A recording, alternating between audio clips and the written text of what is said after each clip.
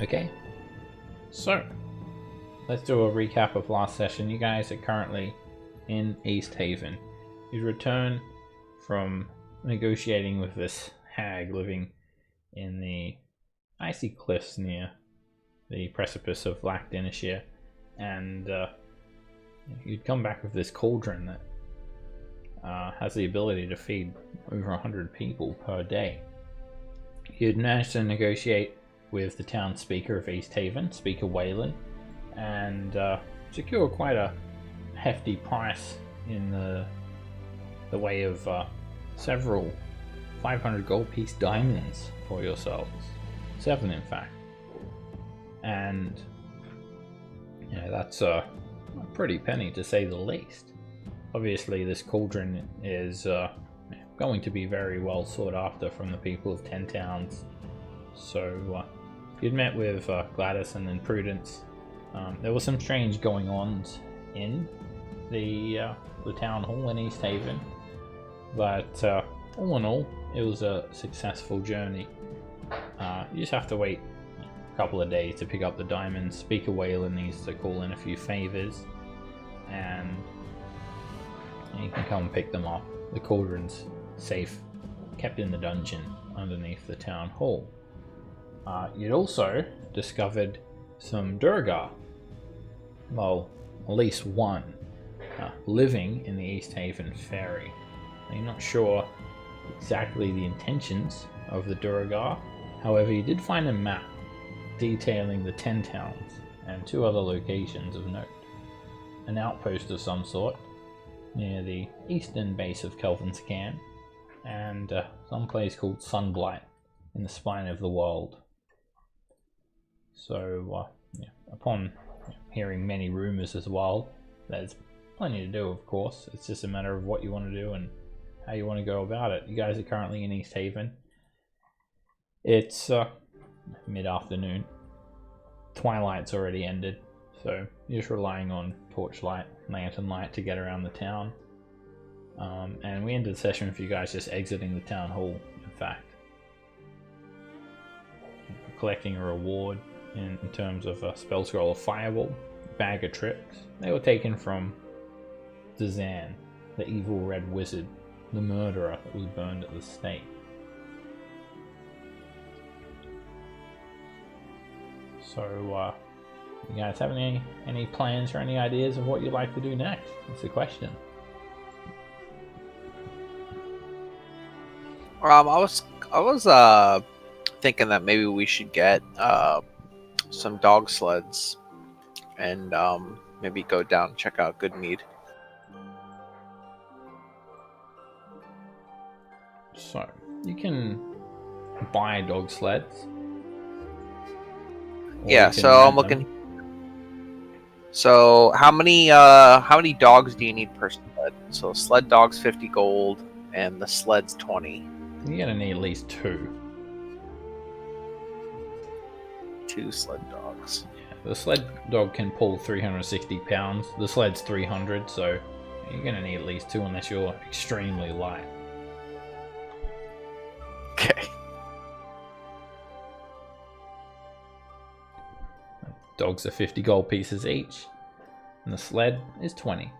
So you're looking at 120 gold pieces to get you set up. Okay, so it'd pretty much be a situation where it's just one sled per person. You could fit 2 people on there. That depends on carrying capacity. Yeah. Mimi does not have any gold. She spent all of her gold on a pearl to cast Identify in the future. Yeah, so I guess especially with everyone not being here, but until we get the diamond reward, we won't be able to really afford dog sleds yet. You could rent them.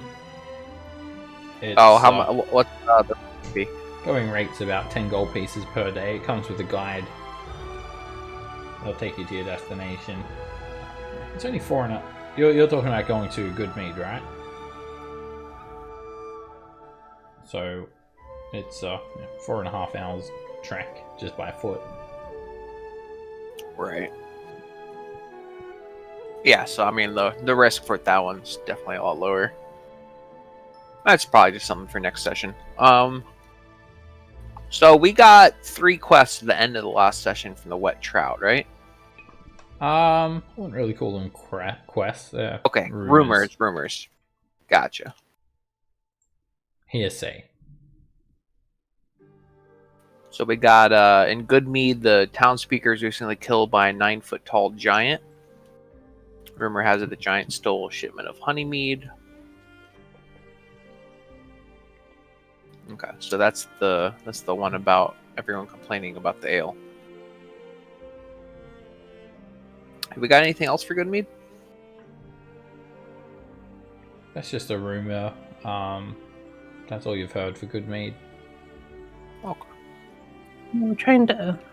I usually take really good notes, and then I was like, memory is kind of shit, so maybe I won't take notes this session.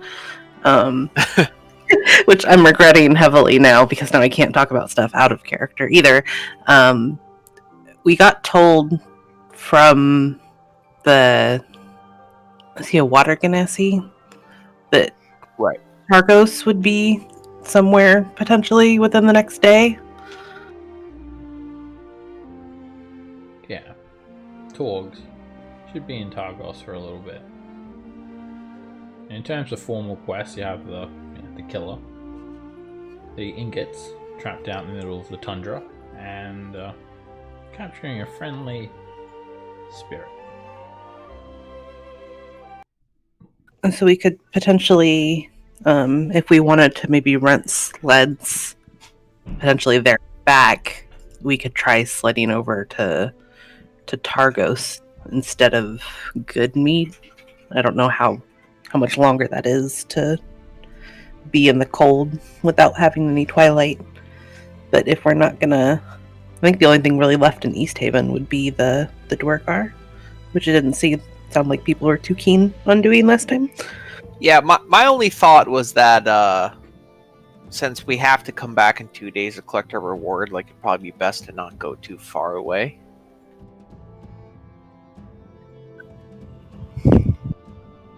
Yeah, from East Haven to Targos, I mean, if you've got sled dogs, it's about 5 hours, a bit less. Otherwise, yeah, you're looking at a full day or more. If you're going to walk, you'd probably stay at Bryn Shander overnight.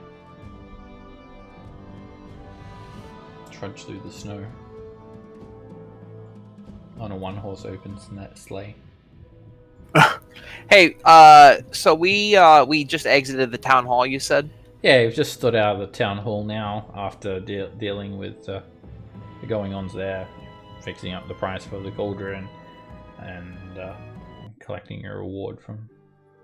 Right. So Prudence. that lady threw something out the window, and I looked out the window and I couldn't find it. I was wondering if maybe we could walk by that window and see if there's like anything on the ground or anything. Sure, you can make a perception check just to look around. Go around, and you might want to take a light source or something so you can see properly. Oh, I'm assuming the party's going with me, right? Yeah. What do we got as a light source? No, Lurch. Jirus. Jirus. Jirus does the produce flame. Shh, give me my secret identity, man.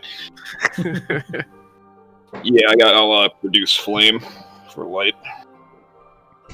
Okay.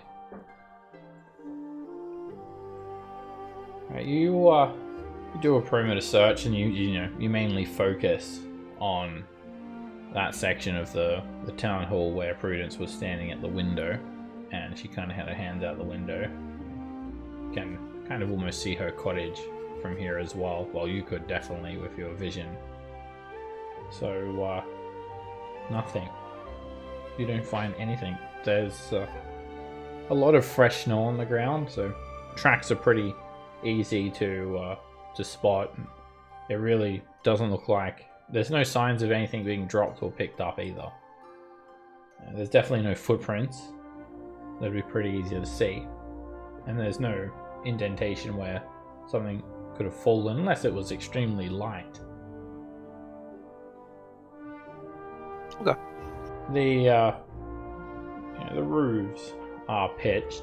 There's a bit of a gable, so you did look out the window directly onto that gable, so you're quite confident that she didn't throw anything out the window, basically.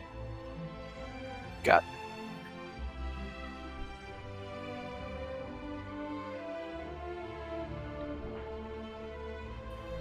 so you think, what do you guys think? Dog sled to Targos, or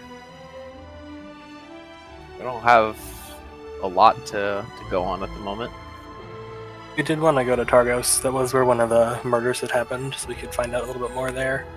If I recall correctly, Seb, did we hear something last session where one of the NPCs had said something where Sefik may not have been the killer? Or am I thinking of something else? Well, no, not really. They were just saying, like, if he's a killer, like, good job, sort of thing. A lot of people seem to sympathize with Oral, and they think that, you know, he's doing justice. Yeah. They see him as a vigilante, one who's, you know, doing justice for those who dare escape Oral, perhaps thus incurring more of her wrath. Of course, people may interpret that differently, what he's doing. Obviously, some people think that that's not right, and, you know, not everyone agrees with these sacrifices, and literally burning people at the stake and roasting some marshmallows on these people's corpses.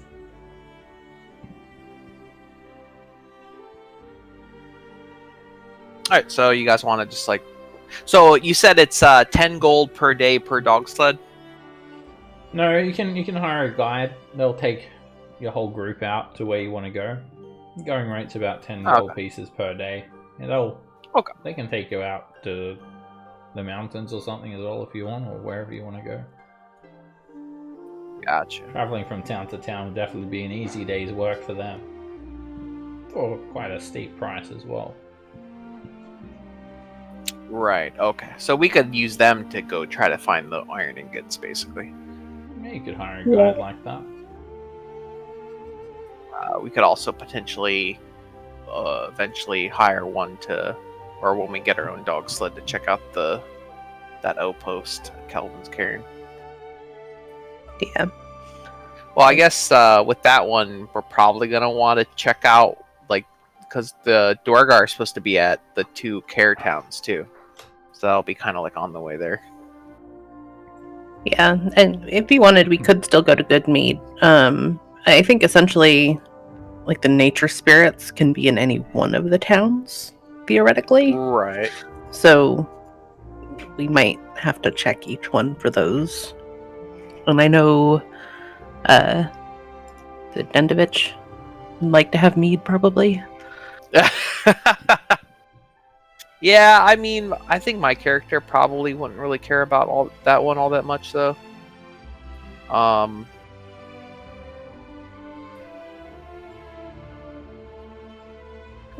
personally speaking, I'd like to go for the cold-hearted killer quest and get that one kind of solved, and at least figure out what's going on with the whole, like, ice knife stuff. Which is why I was kind of shooting for Targos. But Okay. Mimi would go along with whatever. Hey, can we get the handout for Targos? Yeah. So before we go any further, who's taking this magic item, this bag of tricks?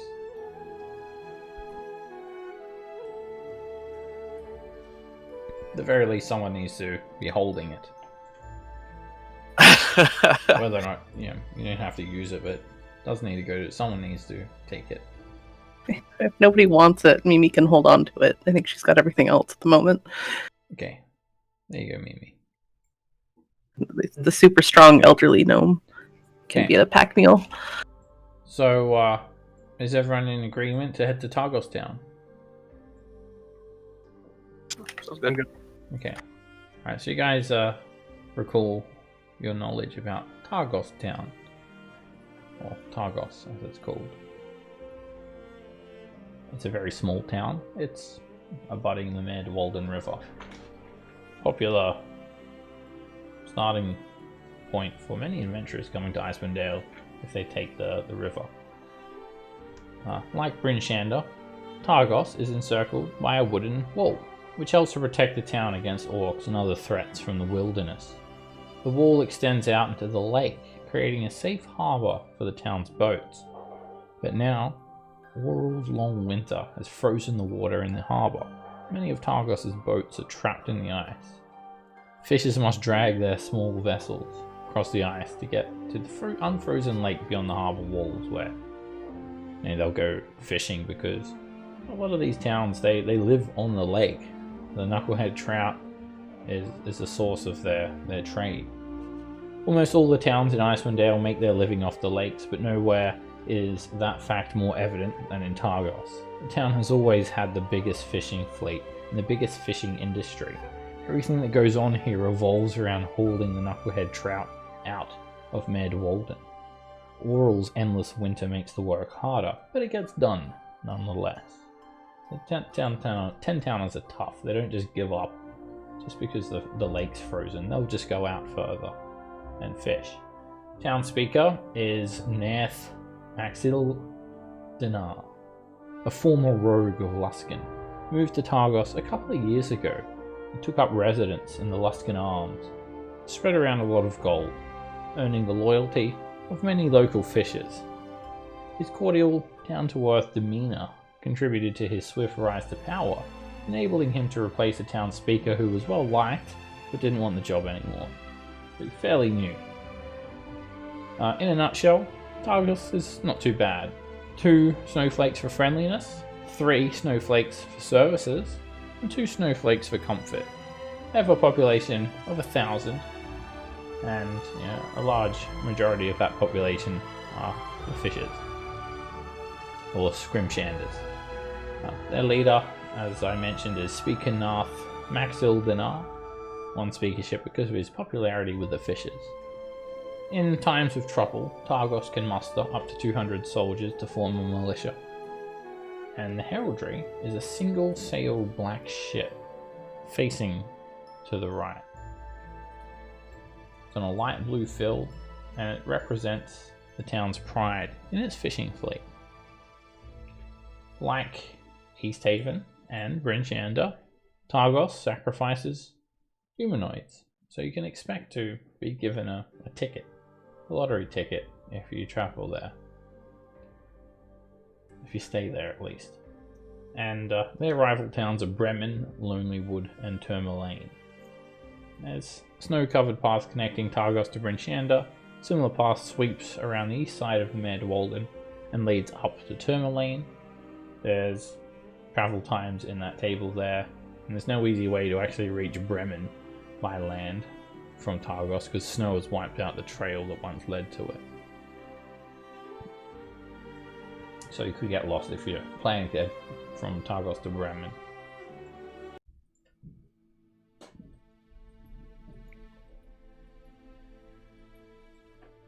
Okay, so you're looking at about 7.5 hours on foot to travel. If you leave now, you get there late at night, but you could make it there by the end of today. If we spend the 10 gold to get our party there, like, would the other 3 guys be coming with us? No, they're off doing other things. We'll just figure that out. We'll cross that bridge when we get to it. Don't worry about Gotcha. them for now. Okay. You barely know the guys. You'll bump into them eventually. Right. Yeah, I'm thinking, what do you guys think? I think it's probably worth just paying the gold, and rather than roll that many checks.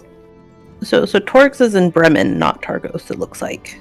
Because I see the snowflake on the map. Gotcha. Yeah, Torx is in Bremen. I don't know if that changes what we wanted to do at all. I would prefer to sled dog just to help keep away the cold, but I also understand that Mimi does not have any money and therefore does not have much of a say in the matter. Yeah, I'm thinking we should just sled dog it. Yeah, that's what I was thinking. And then maybe they can get us to Bremen if we want to go that far. Yeah, because we rent him for a day, right? Yeah, 10 gold pieces So- per day. So, with the sled dogs, it would be what, like 4 hours? Yeah, a bit more, but yeah, pretty much. Yeah, I'll take care of 4 if you guys want to do 3 each. Yeah, we can do that. And I can cover Mimi's. Yeah, Mimi you. doesn't have any gold. So... Oh, but Well, what I was Jairus. saying is, Jairus has got gold, right? yeah. a So, little bit. so I was just saying, if I did 4 and you guys did 3 each, Yeah. that work? Yeah, so you wouldn't need to Right. cover Mimi's. Oh, I see. I can't math, I'm sorry. Don't worry, I can't either. Okay, alright, you guys head on over to the Haven Stables. In the south section of East Haven. Right, you head on over there, and it's a fairly small building. It is enclosed by a wooden wall, and the larger buildings, it's not where the axe beaks are usually stabled. In fact, they don't have many axe beaks at the moment. It's mostly sled dogs, and they're kept in the smaller kennels. They're greeted by one shield dwarf, Cauldron. Cauldron Runegore. He waves you guys down, you hear the sled dogs barking away. And you can tell that he's a devout follower of Moradin, because he wears Moradin's holy symbol in multiple places on his clothes. He has little trinkets hanging off of his braided beard, little hammer and anvil. Yeah! I've been waiting for you to come, he says.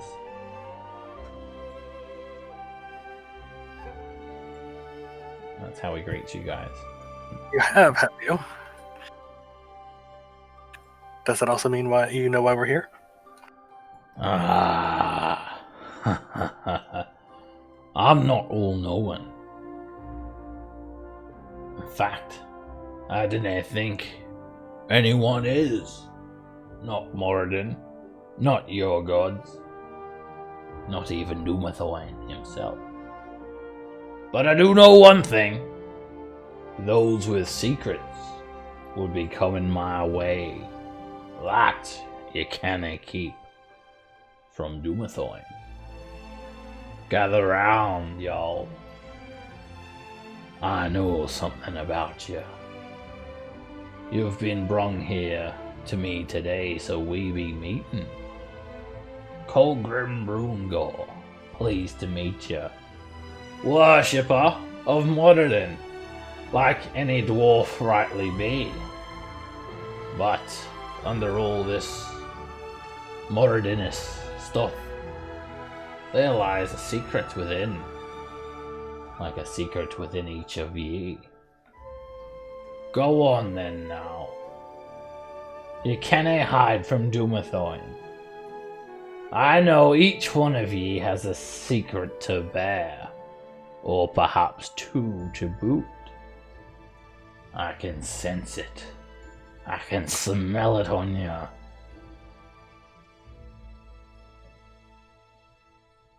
What say ye?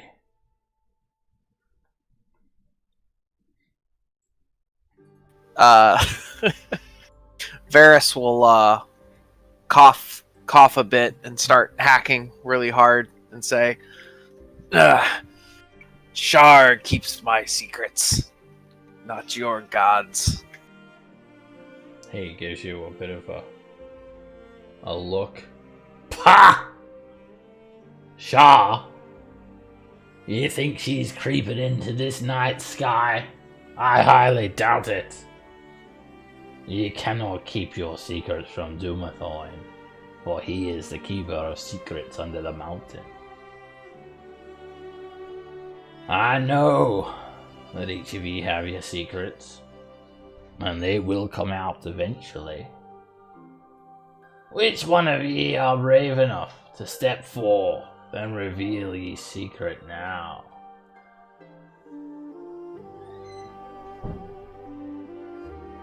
Varys gives a quick glance at all his companions. See if they react at all.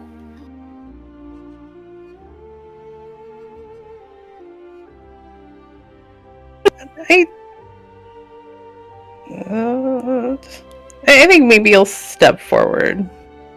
Oh, lass? What you've got for me then? And Cauldron, he reaches into his woolen underlay and around his neck he pulls out this massive key. It's huge. It's made of stone. The handle shaped like a capital D. And the actual teeth shaped like a pointed mountain with a gemstone set into the center. Red gemstone. And he clutches the handle of the key. I mean, this thing is like a foot long. It's huge.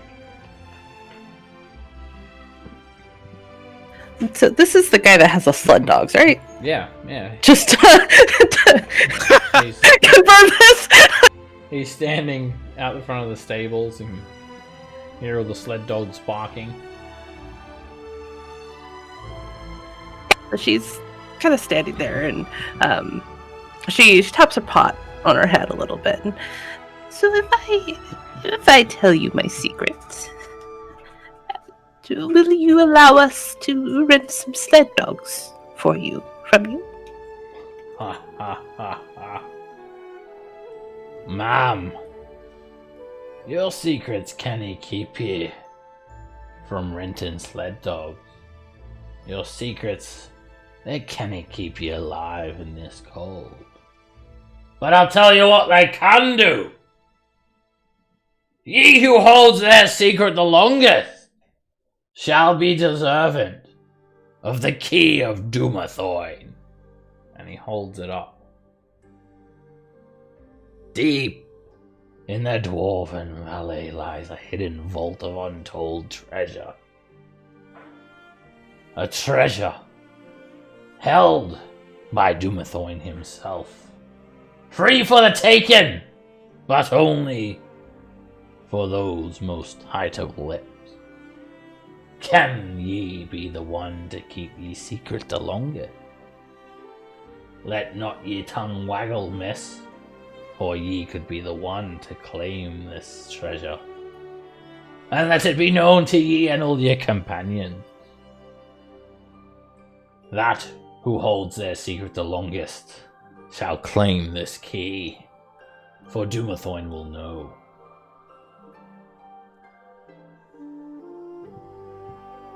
Okay then.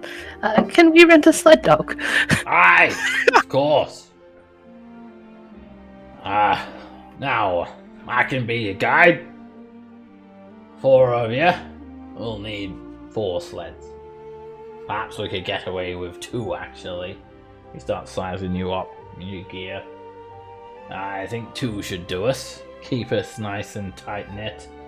Then, 1 for me, of course, just to give us a little bit of wiggle room. 10 gold pieces per day. I'll take you anywhere in Icewind Dale. However, I'm not the warrior myself. I trust in each of ye to have a strong sword arm and a sturdy suit of armor to get in between us and any treachery that lingers out there in the tundra. Mimi just nods, looking at her mage armor of pots and pans. He looks concerned. Hey. Alright then. Where are we going? And he'll start just getting the dogs ready.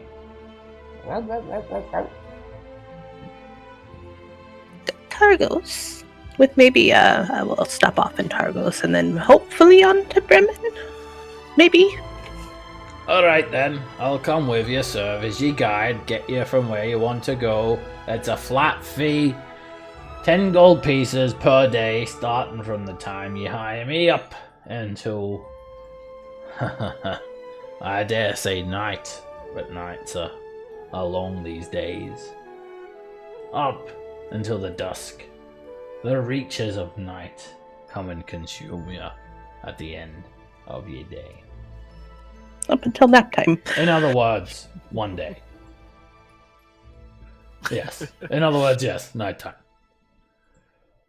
I'll Nap go ahead time. and take out 4 gold coins or pieces, and then collect the 3 from Ash and the 3 from Juris and hand it to Colgrim. Okay, he'll take it and he'll get the sled dogs ready. You can pat them if you want. There's a bunch of huskies. I have a husky. Yeah, Jirus immediately runs over and starts trying to play with the dogs. They're very friendly, wagging their tail, barking excitedly, tongues waggling like crazy. So, yeah, the sled very much looks like the way the artwork is depicted, kind of like a wooden basket with a net. Now, usually you can put your belongings in that net, but you could also fit a person as well, provided the dogs are strong enough, which they are. So you guys can jump in a sled.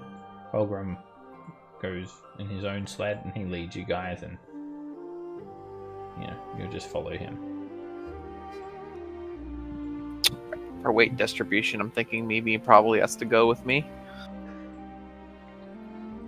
They can easily haul over 300 pounds, so I think everyone should be fine. Mimi can go in the gear net. Okay. First stop, Brinchanda, he says. And you guys leave. It's going to be about 3 hours.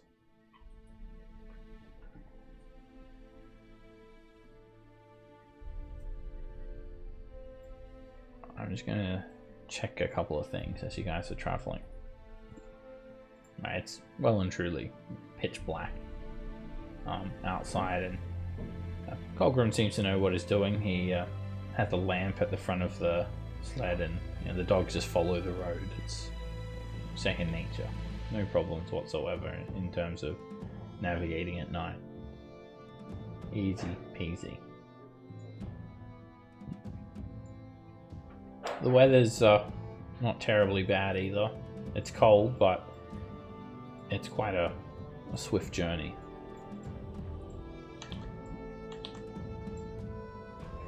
Okay. So, you guys are traveling for about 2 hours so far, and it's getting pretty damn cold. The cold wind is just like eating straight through your cold weather clothing, and everyone needs to make a constitution save with advantage. The dogs are acclimated to the cold weather, and they also they have their own set of cold weather clothes, aka their hide. And Colgrim, of course, he's all bundled up. The sled dogs are actually stopping and resting every hour for a little bit as well, catching their breath back. But the time is included. They go quick. The travel time is included for them to rest. All right, so this is one such situation, and the sled dogs are barking, and they need to rest. They're getting a little bit tired. They suffer one level of exhaustion. Mimi, you're also starting to feel the cold quite a bit, and your bones are aching. Your ears are throbbing, your head hurts, your fingertips are blistering cold. Your gloves do nothing to protect you from this harsh environment. You suffer one level of exhaustion. You guys are just taking a quick breather. And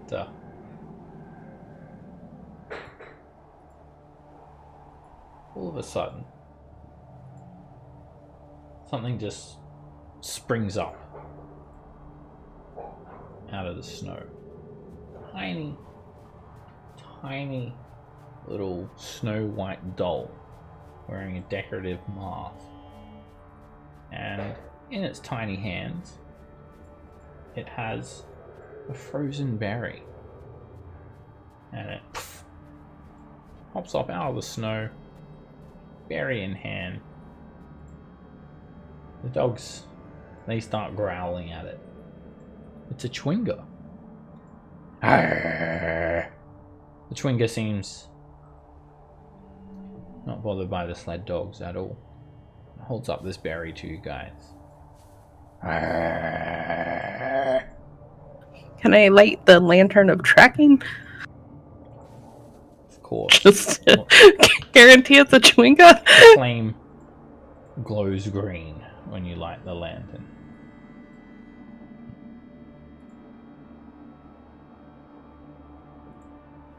Jess, this is the thing, the nature thing, the lady wanted.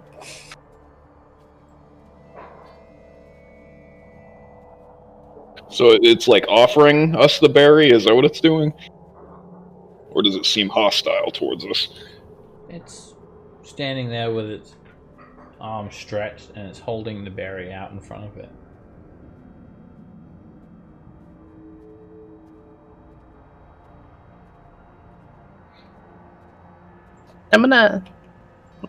We're stopped, right? Yeah, the dogs are resting. I'm gonna hop out of the sled. And I'm looking at Jairus because he's the druid and therefore defaults to nature. But Yeah, I'll walk up. Shine. I'll walk up to it and say, "Hi, I'm Jairus." It doesn't have any facial expression because it wears a tiny little mask, and its garb looks like it's made out of a pine cone. It actually kind of looks like a pine cone, and it just in its tiny little hands extends the berry up as high as it can go towards you. Little tiny red berry.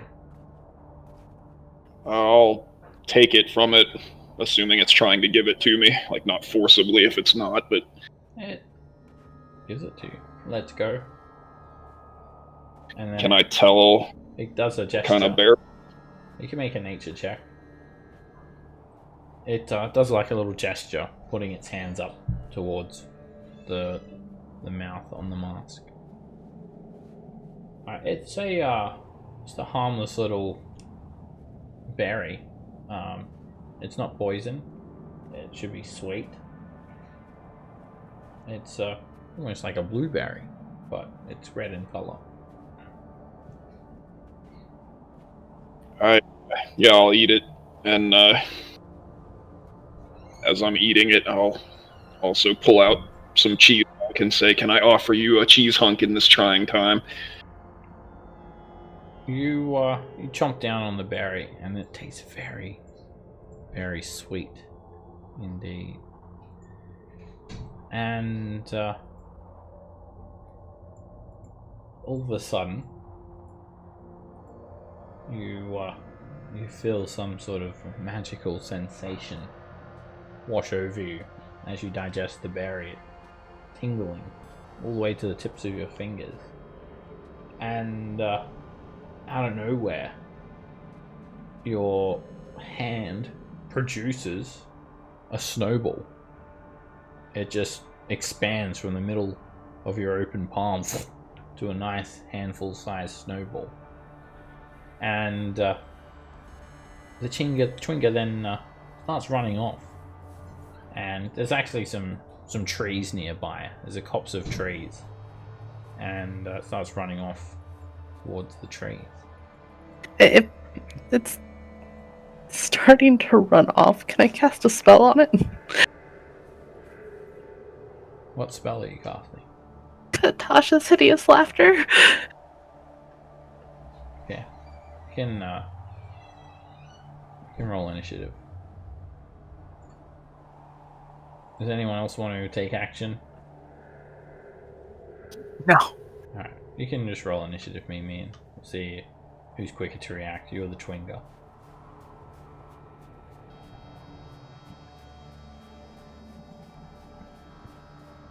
It's you. Okay. Yeah, I'm casting Tasha's hideous laughter. I'm gonna try and incapacitate it.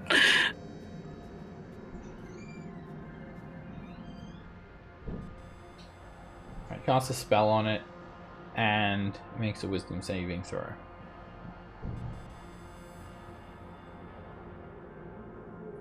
It resists.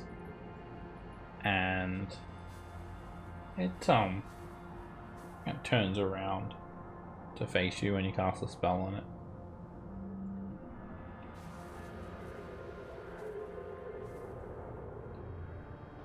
That's your action. Oh yeah, that's it. I figured it was gonna continue running, and then that would be it. It stops running towards the forest. It turns around to face you, and instead, it jumps up tiniest little distance, and it places its hands close together, cupping its palms together and pointing its fingers out like it's diving. It dives into the snow, and the snowball from your hand, Dearest, melts, and Twinger is gone. Whoops.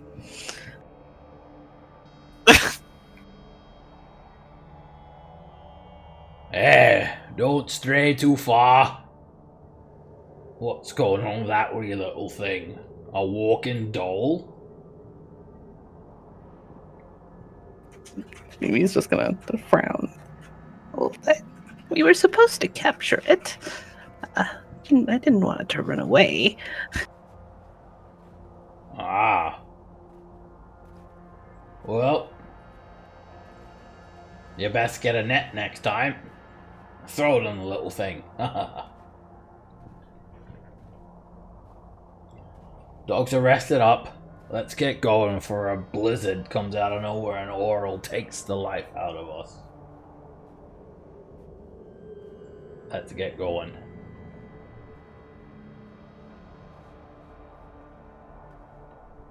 Sure, well, there will be more of them. That's friendly. I mean, maybe there's some way we can convince one of them to come with us without having to, like, hurt it or anything. I know Jiris is conflicted about the whole thing. Yes, I wasn't trying to hurt it. I just wanted to incapacitate it with laughter.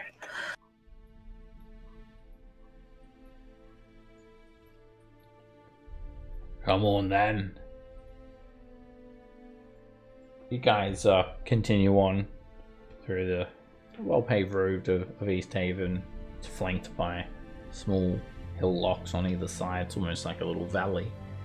And there is a forest around Goodmead, and little copses of trees, and that's kind of where the Twinger was running off to. So you've traveled for about 2 hours, and you're expecting another 2 hours of travel. You continue on for another 2 hours, and need another round of Constitution saving throw. For the extreme cold. With advantage because everyone's got the cold weather clothing. Just check the sled dogs. They're doing fine. Cauldron, he's fine. Are you stopping by Bryn Shanda by chance? Cauldron says as you near the town. Sled dogs are just cruising on this road as well. They go quick. I don't think we are.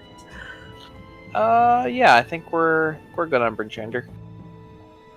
Alright then, we'll be upon Targos town within the hour. And it's quite late at night when you guys arrive at Targos town.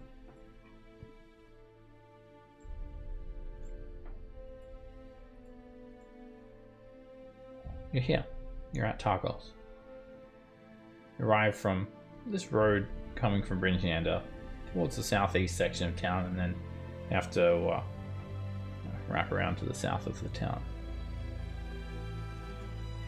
Targos. What is Triglio? It's what? Sorry? Triglio? Oh, Is that the inn or? yeah. No, sorry. Eh. Triglio, I think it's a shop. Yeah. General store. Okay. And the Luskan Arms? Luskan Arms is a tavern. It's an inn. Inn/tavern. Aha. Okay. More of an inn. You know, you can get some drinks there. So, Three Flags is where you'd go to if you want to actually drink. Alright, so you head around to the south of this town. Oops, there's a Twingo. Let me grab your token. Alright, so you've headed into town, and Cauldron, sorry, he's just gonna go off and stable the dogs, and then he just says, alright, I'll be here until this time-ish tomorrow, and if I haven't heard from you again, I'll be making my way back. But if you want me services, again, I'll be here. You've got me until about just after the twilight on the morrow. Understood? Yes. Targos Thank town. him profusely. Oh, I hope they've got a healthy supply of knucklehead trout. I'm getting mighty hungry. And he just goes off to take care of his own affairs. I think I've got a couple of cousins here as well. I might visit them while I'm here. He takes a look at the palisade wall. Quite a sturdy wall, this one as well. Stood up to many attack from Tundra Orc. So, alright, when you walk into town, yeah, you've got a few locations of interest. You've got the Luskan Arm, it's the inn, and it's usually where the town speaker is. He actually lives there. It's the oldest public house in 10 towns. You've got Three Flags Sailing. It's a tavern. It's where all the fishes hang out. Bowl of stew, quick pint before bed, and then Triglio General Store. What would you guys like to do? Well, we could. I'm thinking we could head to the Luskan Arms, find out about any rumors, ask about passage to Bremen, see if anyone's seen Torgs, and we could also check in on that expedition to Kelvin's Cairn. That sounds good. So our best bet, I'm gonna guess, is the Luskan Arms. So we'll head that way. Okay. And I'll have the lamp lit while we're walking around town. Alright, you light the lantern. Let me see what happens.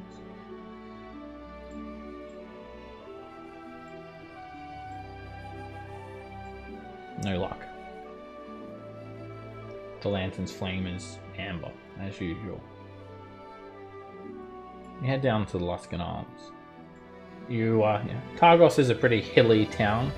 And you've got the harbour, and then you've got like almost like a cliffside overhanging a bunch of warehouses and shops along the harbour, residents as well, and other taverns and inns and things like that. Lined with docks and fishing vessels. You have to head up this steep hill to get up to the town proper. There's boats, ships that are being still built, shipwrights around, but it's very fairly late at night, and you're just seeing a bit of an orange glower coming from most of the houses here. So you've just head down towards the dock as you're approaching the Luskan Arms, and there's one person that's the pathway down is just a bunch of wooden slats lining the mountainside cut through the side of the cliff. There's one 10-towner out. It's like the first person you've seen so far, and they're standing near a half-finished ship. There's some small houses around as well, like tiny little quaint cottages and things like that. And the person doesn't really acknowledge you guys too much. And all of a sudden, this dog, it's a sled dog, comes running up to you guys barking, and he has some leather harness straps dangling behind him and a little bit of wood attached to the leather straps, like a broken harness. Comes straight up to you, Jirus, and he starts barking and wagging his tail, and he looks kind of drenched, actually, covered in mud, and starts whimpering a little bit.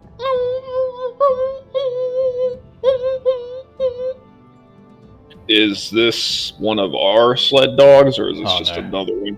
No. Yeah. Jirus will pet him, try to comfort him. Say, hello, boy. These are big dogs. This thing's like the size of a wolf, quite big, light grey fur, and patches of black fur, broken leather harness and broken sled, kind of dangling, a little bit of a broken sled dangling behind it, and it just make an animal handling check. It just keeps on whimpering a little bit.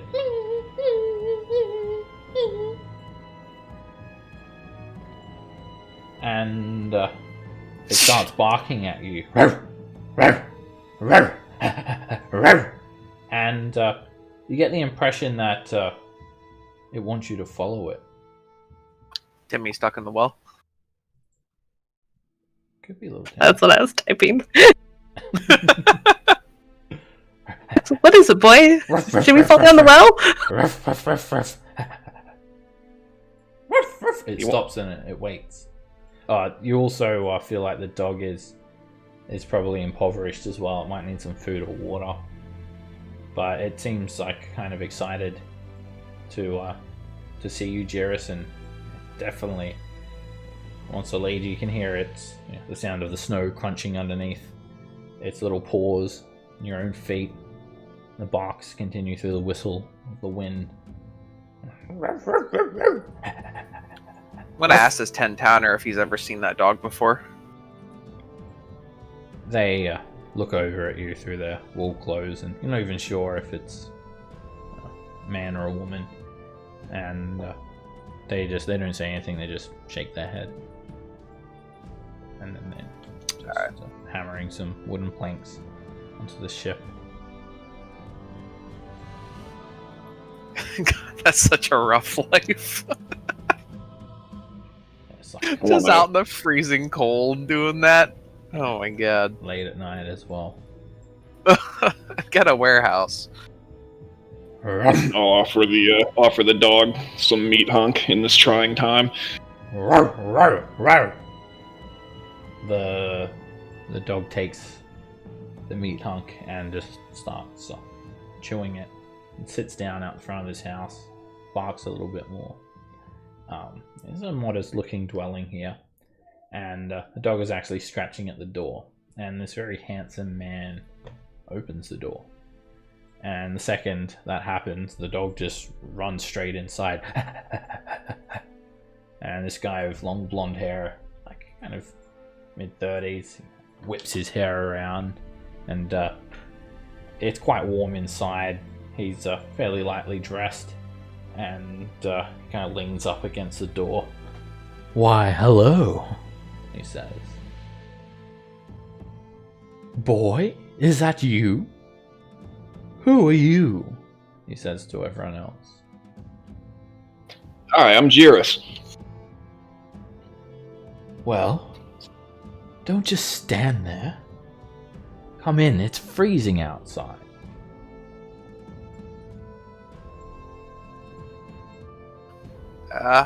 Alright, I'll wait to see what Jiris does. Come on in, come on in. You'll catch your death. I've got warm cider if you like. Sounds good. He closes the door and... Cider would be great. Of course. I've got some on the stove. Take a seat. And it's kind of an artsy interior. It's very comfortable, very cozy in here. There's a blazing hearth, keeping everything warm. And he just takes you into the... It's very modest though as well. It's pretty simple. It's like an open room, then like a privy and a bedroom, and then just like a living area and a kitchen. And there's a round table. You guys can sit down there. He goes over to the stove. Now, can I ask you what you're doing with Boy? I mean, he left with Garrett. I'm guessing that there's an explanation for this. Is everything all right? Well, no, he seemed distressed and seemed very intent on bringing us here. Oh. He's been smiling the whole time, but his smile now fades. Gives you guys all a nice warm cup of cider. You mean you just found Boy on the street? Oh dear. Oh no. Who's this Garrett? Garrett. That's my husband. You see, I was born in 10 Towns, but my husband, he came from a wealthy family in Neverwinter. He didn't care for city life. When I met him, he was working as a guide. He loves the outdoors and he lives to climb mountains. A few days ago, he hired some adventurers to lead them up to the slopes of Kelvin's camp. I thought you were the adventurers, having returned. He was going to surprise me. But now I fear that is not the case. Garrett's plan was to take the adventurers to Caer Konig. It's the town at the foot of Kelvin's Cairn. After they acquired some climbing gear from the outfitter there, he was to lead them up the mountain. He took 6 dogs and a sled with him. Boy runs under the table at the Keegan's legs. Keegan pats the dog. Boy here was Garrett's favorite. Raised him from a pup. Boy would never leave Garrett's side. Something terrible must have happened.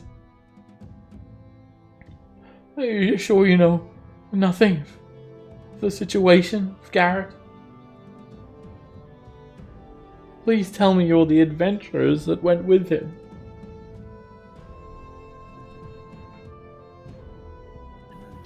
Sorry, we're not. We just got here. Oh You no. know more not, than I do. We did hear that there was a band of adventurers planning on an expedition up the side of Kelvin's Cairn, hoping to find some giant lycanthrope, change into a polar bear or something. You hear something about that? Well, I'm not sure. I never met the adventurers that hired Garrett. The outdoors thing, the climbing the mountains, it's not really my thing. I don't have much interest in it. I never pry into his affairs. I am a bit of a homebody myself. I should have asked. I should have asked him who he's going with, why he's going there. With Oral's everlasting Rime. Money has been tight. Trade has slowed, and he has to take risks like this so we can get by. Trade stopped coming from the south. You're adventurers, are you not?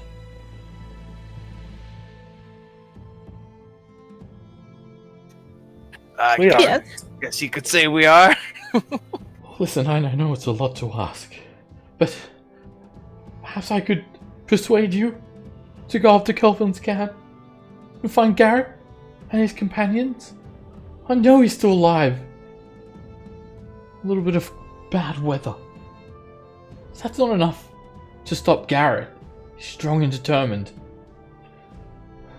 Please! And he starts begging you guys. He clasps his hands together. Please. And I mean, we have to go up there eventually anyway to get those ingots. Eventually. But Garrett left Say, a few days ago. Alright, they left a few days ago? He nods. Okay. I ask him, no, you want some sort of payment, don't you? That's why you're hesitating. Listen, I don't have any money, but the proprietor of the Luskan Arms is a friend of mine. I could get you some free rooms at the inn. I'm also a scrimshander by trade. I could give you some of my artwork, and he has several pieces of art hanging on the walls, all made of bone, various things. It's not worth much, I confess.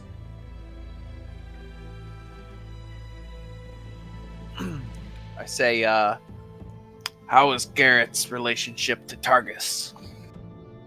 Well, he's basically a local these days. I mean, he loves Targus. Targus. And I raise up my my weapon.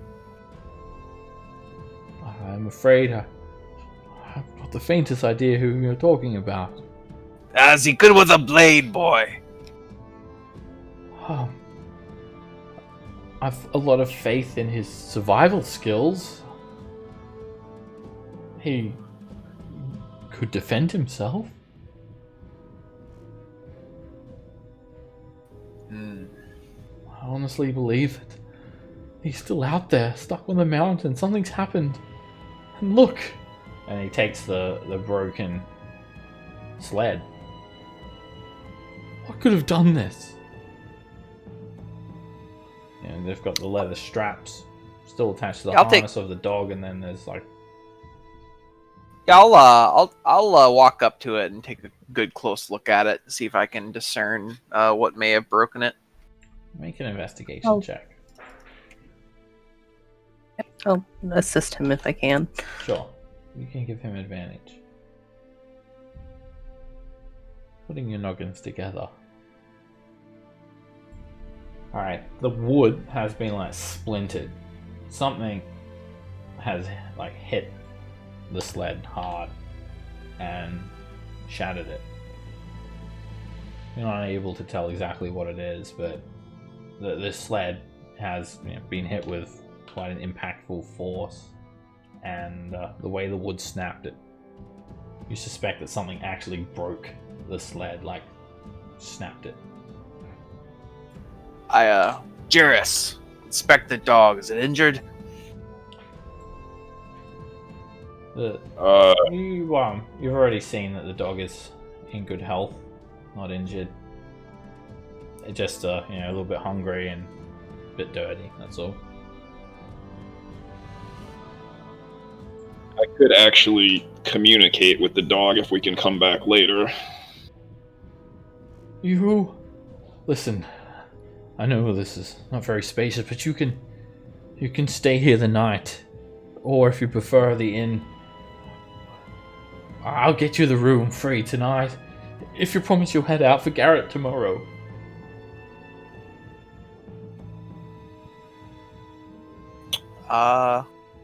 Yeah, that's actually, I don't know. Well, what do you guys, I say, excuse us 1 second, Keegan. Let's say huddle up. Well, what do you guys want to do? I don't think Torgs is a pressing matter. If we want to help this person, for minimal reward and high danger, then we should probably do it sooner rather than later.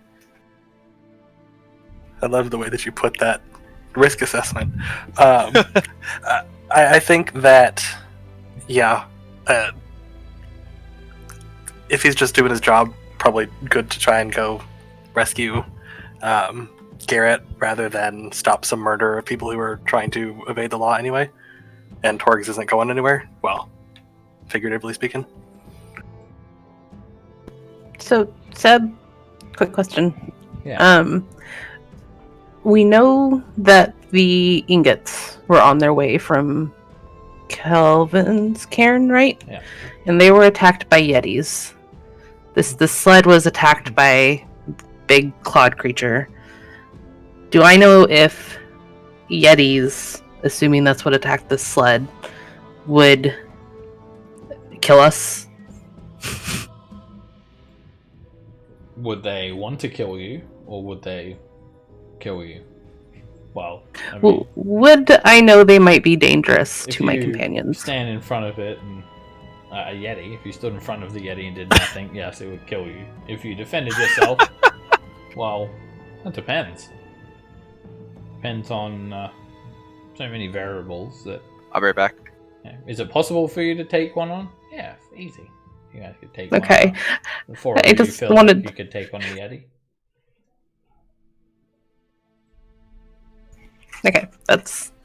Maybe he's not afraid for herself. The fear would be more for the people she's traveling with. I wanted to make sure it wasn't like a certain death trap, potentially, we were walking into. But if I feel like it wouldn't be a certain death trap, then Mimi would be agreeable to heading out tomorrow. Yeah, that's what I'm saying is if I can like rest and prepare new spells, I can talk to the dog and maybe it can give us a little bit more insight or information or something. Maybe you can get it to like take us there if what's his face will add it to the pack. He'll take you anywhere. What's his face? Well, I meant like. Let me look up his name. Cauldron. Colgrim. There we go. It's on my screen right now. No, I was talking about like possibly adding Boy to the pack to get Boy to lead us there, with like using Colgrim. Well, he's a sled dog. Alright, back. Welcome back. Keegan just kind of waves his hands about and just says, I wouldn't know the first thing about trying to find him or track them out or anything like that. I'll leave those things to the experts. You guys.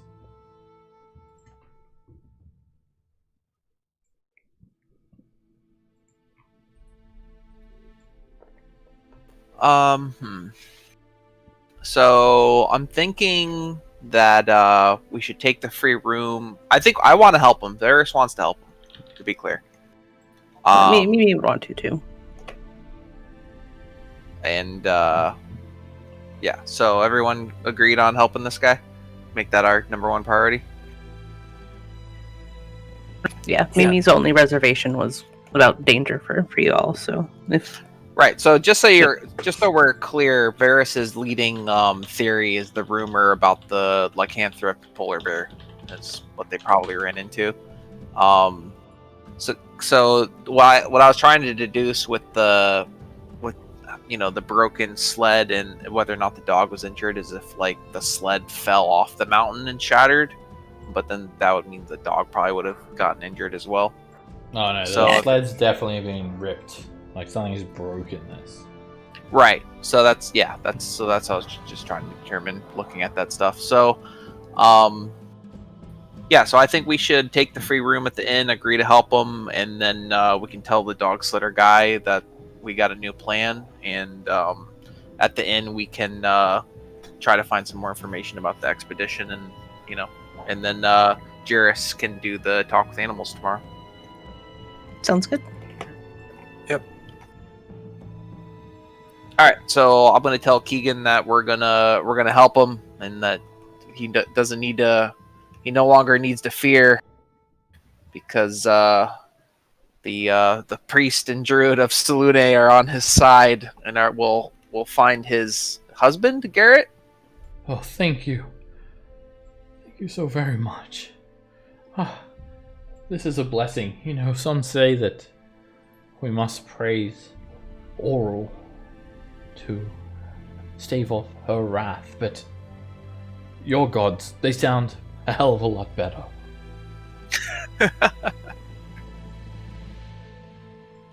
So, you're going to head to Kerkenig? You should visit Frozen Fire Expeditions.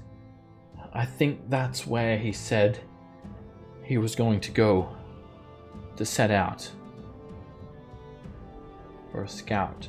It's probably the last place anyone would have seen him before he went up to the mountain. It's called Frozen Fire Expeditions. Frozen Far. Frozen Fire. Okay. Yep. It's spelled And that's like... in Kerkenig. Yes. Let me write down a summary of what I just said for you.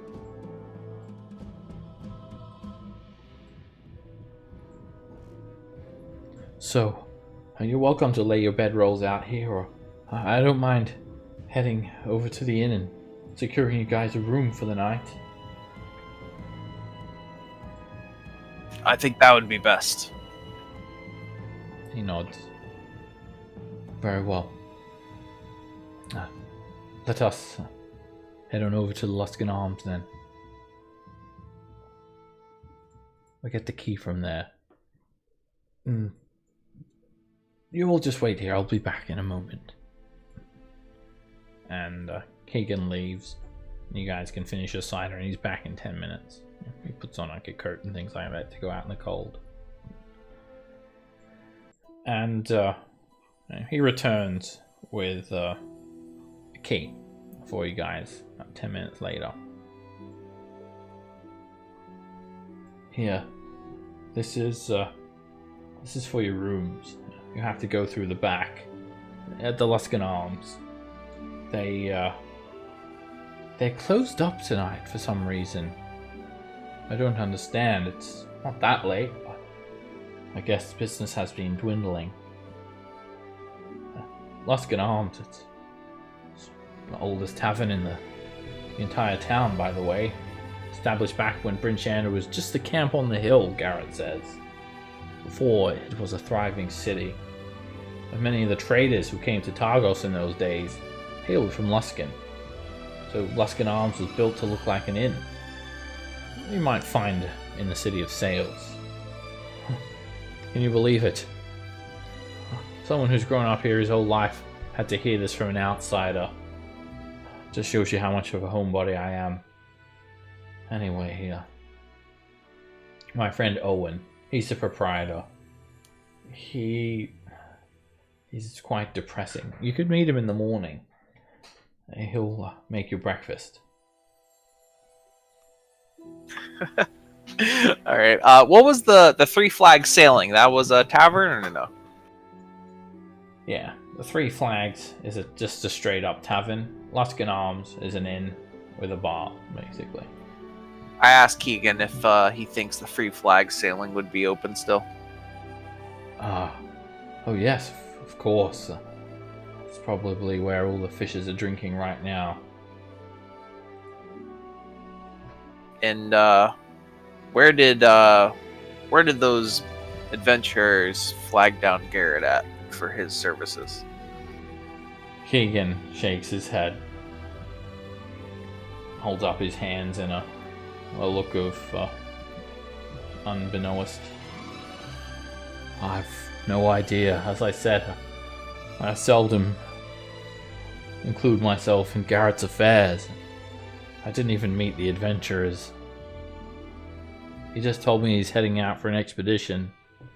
Gonna drop by Frozen Fire Expeditions, Caer Dinevel and Caer Konig, and head up to the mountain. It's a few days ago now. Does Garrett ever frequent the Three Flags? He nods. Yeah, he does.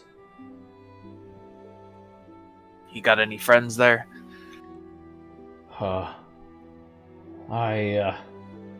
I don't really mingle with the fishes, I'm afraid. Not really my pot of stew. Is that an old Targo saying? Yes. Not me pot of stew. Alright, I'm so when we're ready to go to sleep, we can go to Luskanar's, but if they're closed, we should probably try to at least talk to somebody in town. So we could head over to Three Flags first. That's my idea. I'm good with that. Yeah, that works. Okay. Alright, we'll head over to the Three Flags and get the key from Keegan and thank him and tell him we'll let him know as soon as we have some more information. Okay. Alright, thanks you guys, and you guys head out. You head to the Three Flags Sailing. It's where fishers come after a long day. A bowl of stew and a quick pint before heading to bed. It's quiet. It's definitely not a rowdy tavern. As you head on in, it's a handful of fishers. They're cold, they're tired, and it's quite... the atmosphere here is subdued. It's quite depressing, really. There's no banter, just a bunch of sad fishers swilling their drinks. Some of them are already getting up and heading to bed. You guys stand out, and there's this plump, grey-haired man tending the bar. He looks up at you with sad eyes. He's just over 5 foot tall. He's got a beer belly, and there's a half. Even the half looks a bit sad. And this guy's all rugged up as well as everyone, and there are a couple of small boats out the front of the tavern, and he just looks up at you and he just says, "Can I help you drink?"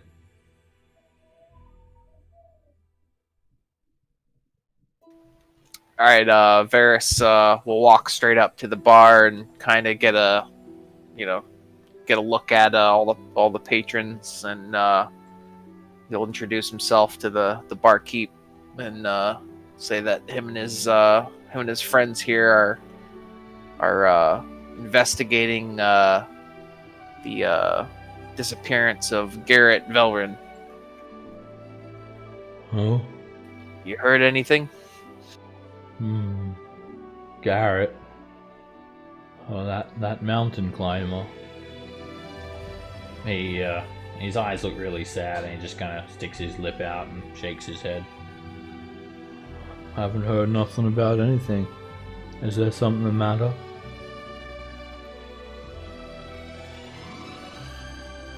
I kind of, after he's kind of, obviously shown that he knows nothing, will kind of speak much louder into the tavern and say, "Does anyone know anything about Garrett Velrin and where he's gone?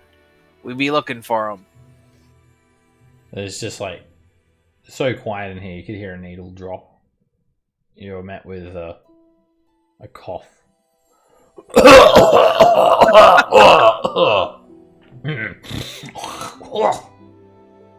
And the fisherman just gets up and leaves, and a couple of them look up at you, and they just look back to their drink. And Ethan says, like the bartender, "Yeah, don't need to yell so loud there, Sonny Jim. You're upsetting the local."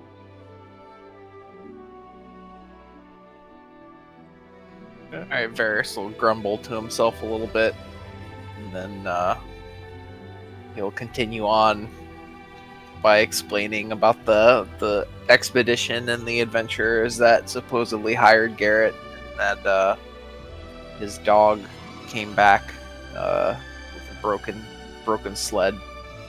Oh, And we're worried about him. is that so? Shakes his head. Probably dead.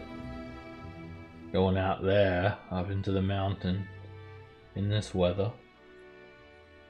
Death wish, of course. Oral. She's doing this. The spider. She wants to whittle us down until there's nothing left. Make us turn on ourselves like a bunch of hungry wolves. Every day, Mad Walden freezes just a little bit more. And when there's nothing but ice out there, that'll spell the end of Targos. Lest she come and take you. Oh, shit. Almost forgot. You got your tickets. Raffles in a few weeks. You best be taking one if you're staying the night. Which I suspect you are. He reaches under the bar and he pulls out this copper flagon with a bunch of ticket stubs in there. There's barely 50. Yeah, I'll grumble as I take one. He gives you one, and your ticket number is 11. Write that down, that it's number 11 for Targos. He then proceeds to hand others ticket stubs if they want them. Yeah. Here you go. Ash, 3 is your ticket number. I'll take one. Mimi, 46 is your ticket number. And Jiris too. Jairus, 24 is your ticket number for Targos Town. So not that I necessarily want another lottery ticket, but should we have gotten one for East Haven? Yes.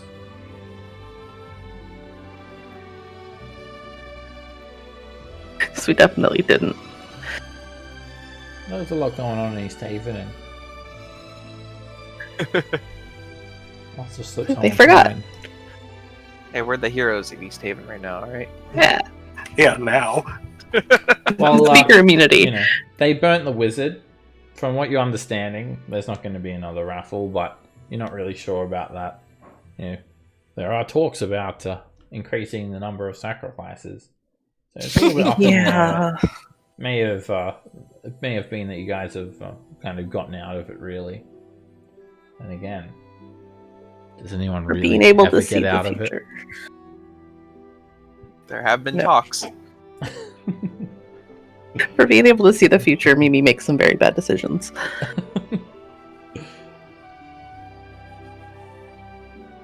Well, this place seems rather drab.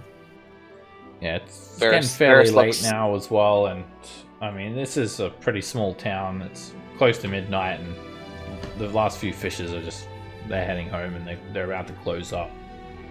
I'm guessing you guys would have a drink when you're there. Yeah, sure. I mean, if we're gonna go to bed right after this and we don't expect food or whatever, we'll Oh. probably do the thing here. There is something in East Haven. I heard they caught an evil wizard who killed some adventurers. That might have been the ones that your buddy went with. They said that they're going to burn the wizard at the stake. Heard the captain of the guards looking for adventurers to help with another task as well. That may or may not be related.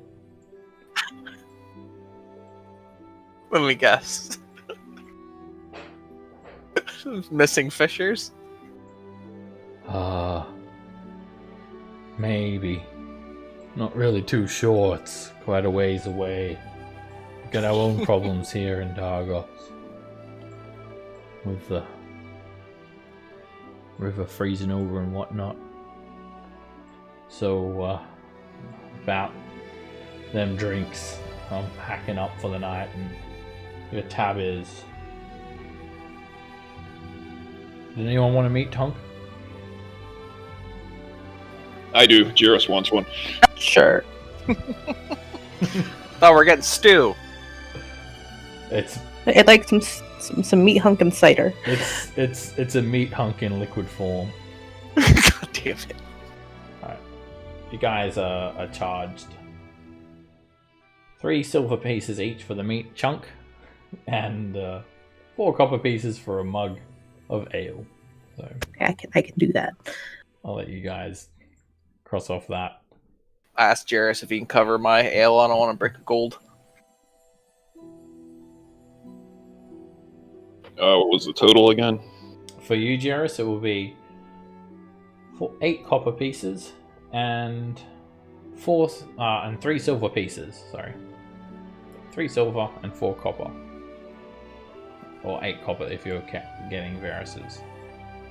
Okay, I'll pay that. I'll type in the total so we don't get confused. Thanks, lad.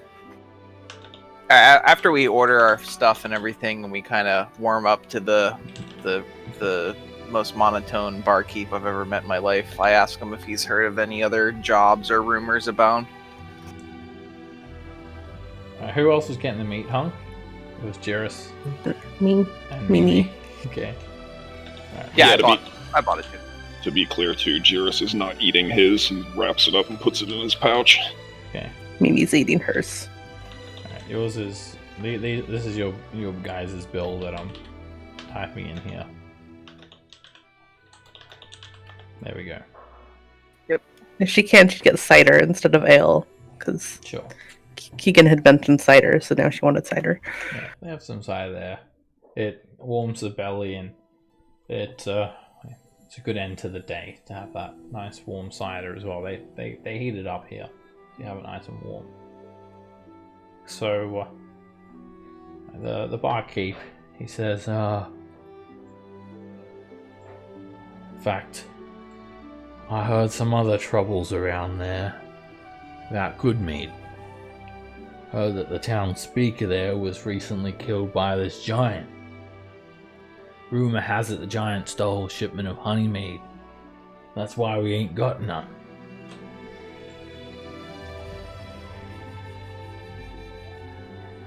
And he basically, like, he's not telling you anything that you haven't heard before. Alright. It's like I'm it's like going those to local bed news now. stations that all get programmed to say the exact same news all over the country. He's going to bed now? Okay. Good night. And he just Alright, takes out a bedroll, like this kind of stuff behind the bar, and he just goes over and lays it out in the middle of the tap room. Good night. I start cursing under my breath at Shar and saying unpleasant things about her and about the eternal darkness and night and all the damn secrets and how I'm sick of it. And then after a few minutes of that, I'll start apologizing. Maybe I'll just look at the barkeep and, okay, goodbye, Eeyore. And then she'll finish off her meat hunk and I guess get ready to leave. We didn't go Eeyore level. Good night. He's almost there. Good luck finding them adventurers tomorrow. He says. Alright, you guys leave. He locks up, and you guys can head over to Luskan Arms now. Your characters are tired, and you wouldn't be doing any more adventuring today because, well, you could, but you'd be needing to make Constitution saves. It's been a long day. You sure he doesn't want to tell us about Maud Chiselbone first? Alright, you guys head to the Luskan Arms, so you actually head around to the back door, you use your key, you access the back of Luskan Arms, and you head down some stairs, and it leads to like an underground room. It's dug underneath the tavern. It's a little bit warmer down here. Anyway, there's a hearth and whatnot, and it's warm enough if you're cold weather clothing to survive the night. So you guys all take a long rest, and you wake up the next morning. Before we rest, I'm gonna summon up 10 good berries. Okay. You wake up quite early the next morning, and you step out into the tap room. The tavern's somewhat open in the morning, and people are just getting ready and whatnot. So these stairs lead down to the rooms where you guys were in. And, you know, there's a back door here that you could access, but also, you know, you've got the actual tap room here. As you guys emerge, the proprietor, Owen, this balding guy, he waves to you guys. Morning. Morning, mates.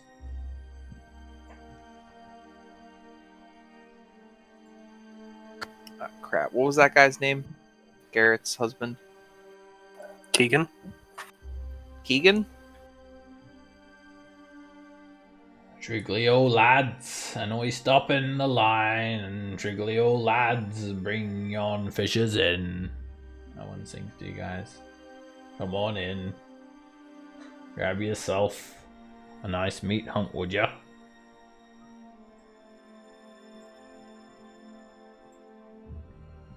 This is in the morning, right? Yeah, it's the next morning. Oh yeah, your exhaustion's gone, maybe. Your armor's worn off, etc. All that other stuff. You guys can prepare spells and whatnot. Yeah, I'll introduce myself to Owen and tell him, you know, that we're friends of Keegan, and we're gonna try to help find Garrett. As you say that, a rat scurries out from behind the bar and runs by you. Shoo! Wargar shaped. Shoo! It's rat shaped. Owen just kinda waves his hand. Shoo! Shoo! Damn rats. Welcome to the Luskan Arms. And yeah, this place looks old, the floorboards creak. The actual building seems to almost be kind of sagging onto one side. The floorboards are rotten.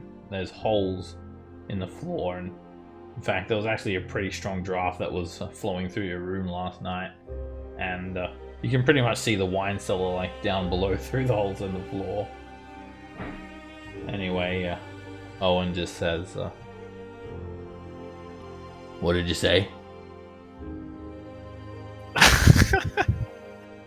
After he does his greeting, like he wasn't listening. Say, when's the last time you saw Garrett? Garrett? Mountain here. I don't know. What does that matter? What does anything matter? Triglio. Man, you know, if this is a friendliness 2 stars, I'm really worried about the friendliness 1 stars. They just attack us on sight. They don't even talk. Alright, this armored tiefling. He steps up. He's got a long sword dangling by his side. Greetings.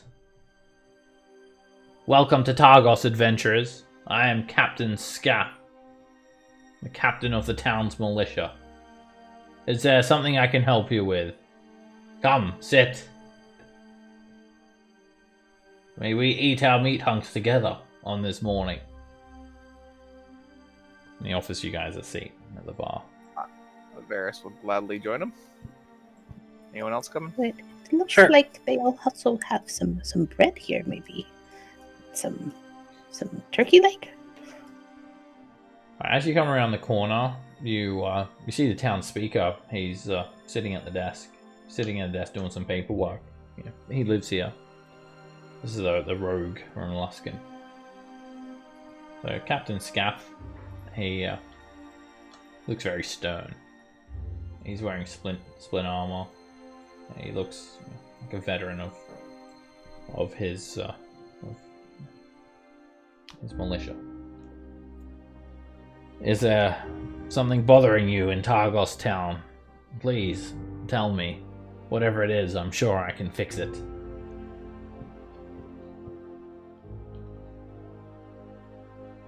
So you know anything about the expedition that Garrett was bringing some adventurers to Kelvin's Cairn a few days back? I had heard that some adventurers had come to town. They had met up with Garrett. Yes. they were looking for an expedition, searching for some sort of beast up in the mountain. What kind of beast? I did not care to pry into their affairs. That's not really my concern. Well, Garrett's dog came back last night with a piece of the sled attached to it. That is a concern indeed. Tell me, you're not from Targos Town. Where do you hail from? Are you adventurers? It very much would seem that way, with what you're wearing and the way you're equipped. You're not just ordinary folk, are you? You guessed it. So, where do you hail from?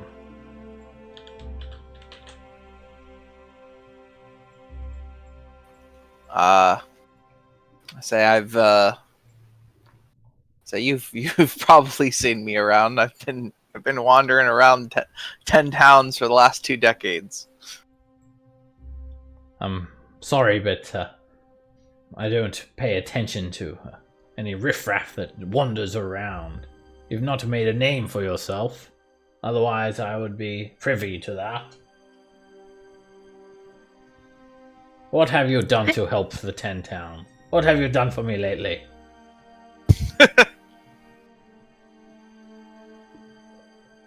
Go on, you're adventurers then.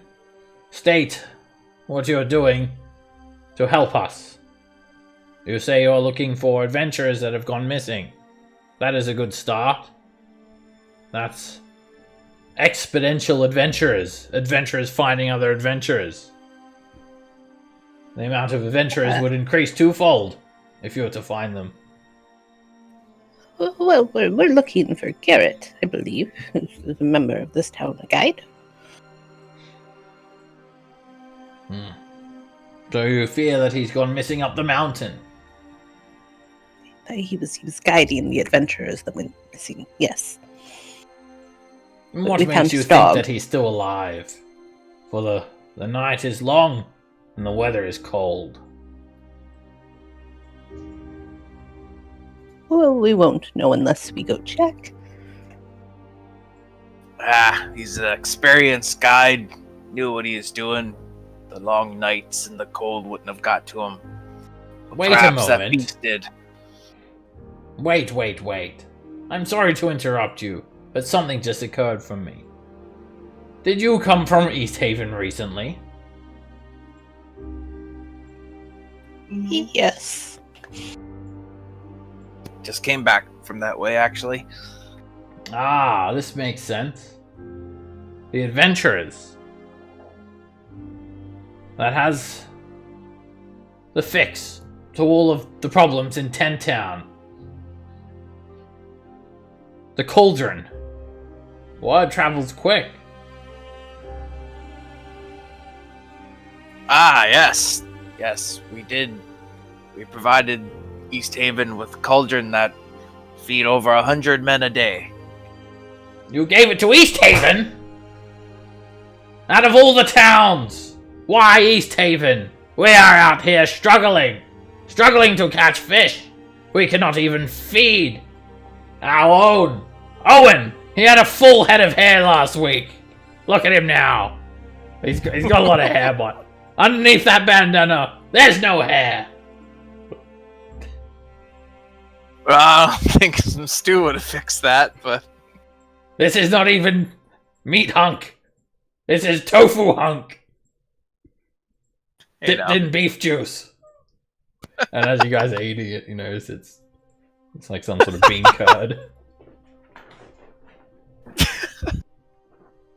Well, East Haven is where we found the cauldron, technically, and they some fishers that had gone missing. I don't want to hear it. I banish you. Get out at once. You care not for the kindred spirits of Targos. You care not for us. Well, I must stand up for my town, and you're of no aid to us. Get out at once. And he draws his longsword. Before I forcefully remove you! That seems excessive. And you notice there's a few fellows over at this table, and you can hear the sound of their chairs kind of scraping against the floorboards. And each one of them has a hefty-looking mace. And they place their hand on the handles of their mace and look over at you all. Owen backs up a little bit. Go on, get! So if we find Garrett, we just don't bring him back. Do whatever you want. Just get out of the Luskan Arms at once. I never want to see you in this tavern again. Or just a tavern then. Okay. I'll be leaving a 1-star review on Welp for this. Friendliness is not 2 stars. I'm not the face man. Damn it. I will I want to try to calm him down, and I'm gonna invoke the name of Salune as I do it. Alright, make a persuasion check if you want to try and change Captain Scass. I want to give him my 20. You said you were going to do it before he rolled. I want to make his roll 20. I think he just got in there in time before he rolled it. So that gives him a 19. Captain Scaff, he steps right up to you, Varys. Perhaps I was being a little bit unreasonable. I cannot lie to you about the fact that I have the blood of the 9 hells running through my veins, and sometimes my temper gets the best of me. When I'd heard that you were so quick to sell the cauldron to those in East Haven, I must admit, my heart dropped for the people of Targos Town. Things have not been well here.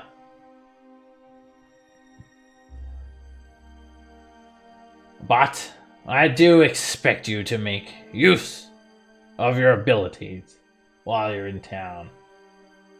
No slacking off. You'll get to it then. You have some tofu in your beard, by the way.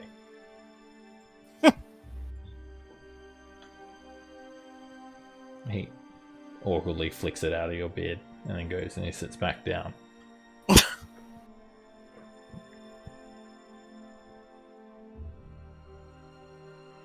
Oh, he's scary, isn't he, mates? Owen says. I thought he was going to have you. Not that that would have mattered anyway.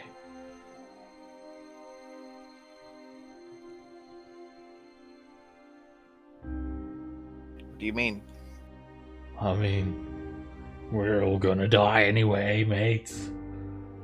The food's gonna run out. The cold's gonna take us. We should just give up. Summer will never return to Icewind Dale.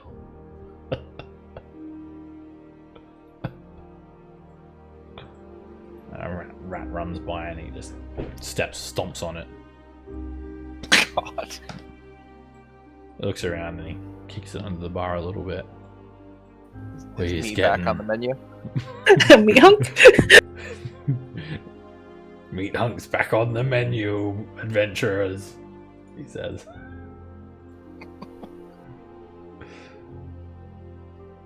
And he goes. He walks backwards, kicking the rat. It's quite obvious that he's kicking it. He kicks it all the way into the kitchen.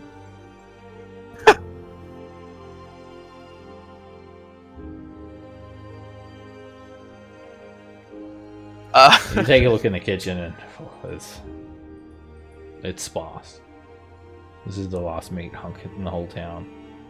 Right here. The whole town. They're stuck They eating got- tofu. They got some onions and carrots.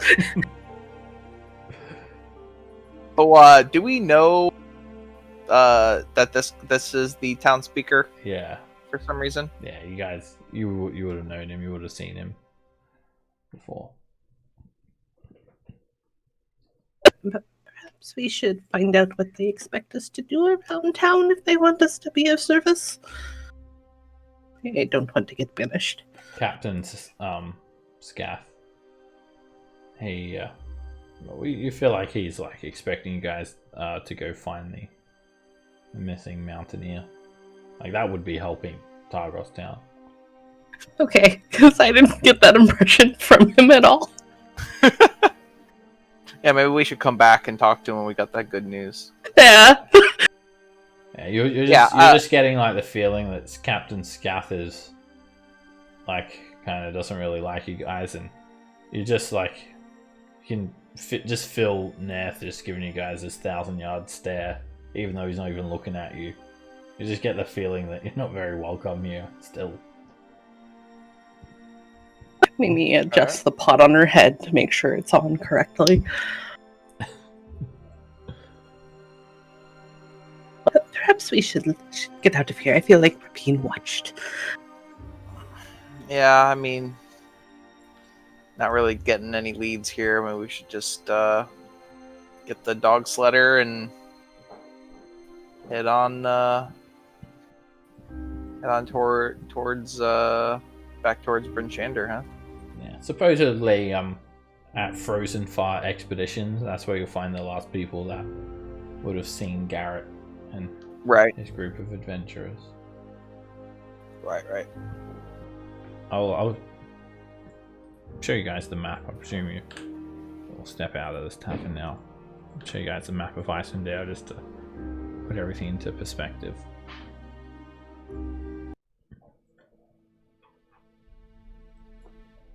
Okay, so you guys Targos Town, and you're just kind of standing out the front of the Luskan Arms, sorry. Okay, so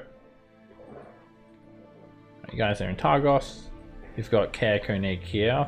Obviously, it's the closest town to Kelvin's Cairn. And this is where the quest is, the mountain climb. Apparently, they've gone up here to Kelvin's Cairn. So the next location you'd most likely go would be Caer Konig, unless you were just going to head up to the mountain straight away.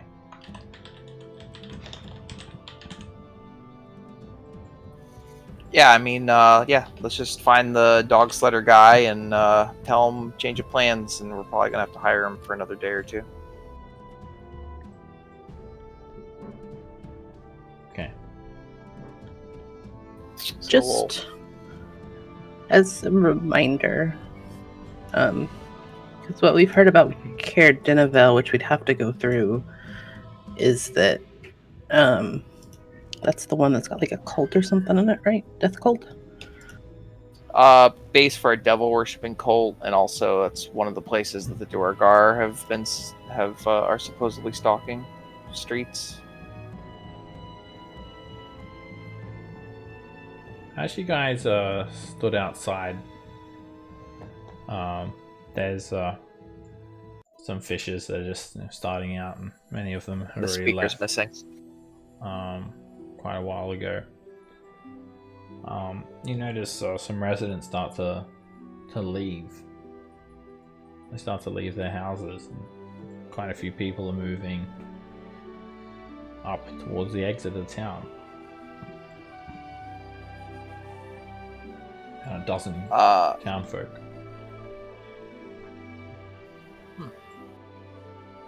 Oh, we're heading that way anyway, right? Because Colgrim's over there. I'm just stopping so I can talk the dog real quick. Talk to boy. Oh, right. Yeah. You want good to idea. drop by Keegan's house? Yes. Okay. Right, you head on over there. Right, Could I also stop somebody on the street? Excuse me, but what's going on? oh, Where's everybody going? Oh, it's that time of the month, isn't it there, lads? Torgs is in town. Coming to get me a bargain. Oh. Cheap fishing reel. Thank you. Half price meat hunks. What? There'd be a stampede. This is a stampede for that town. So, Torgs has come to Targos. Anyway, you drop by Keegan's because Jiris wants to speak to Boy. Keegan invites you guys in. Good morning. Did you sleep well?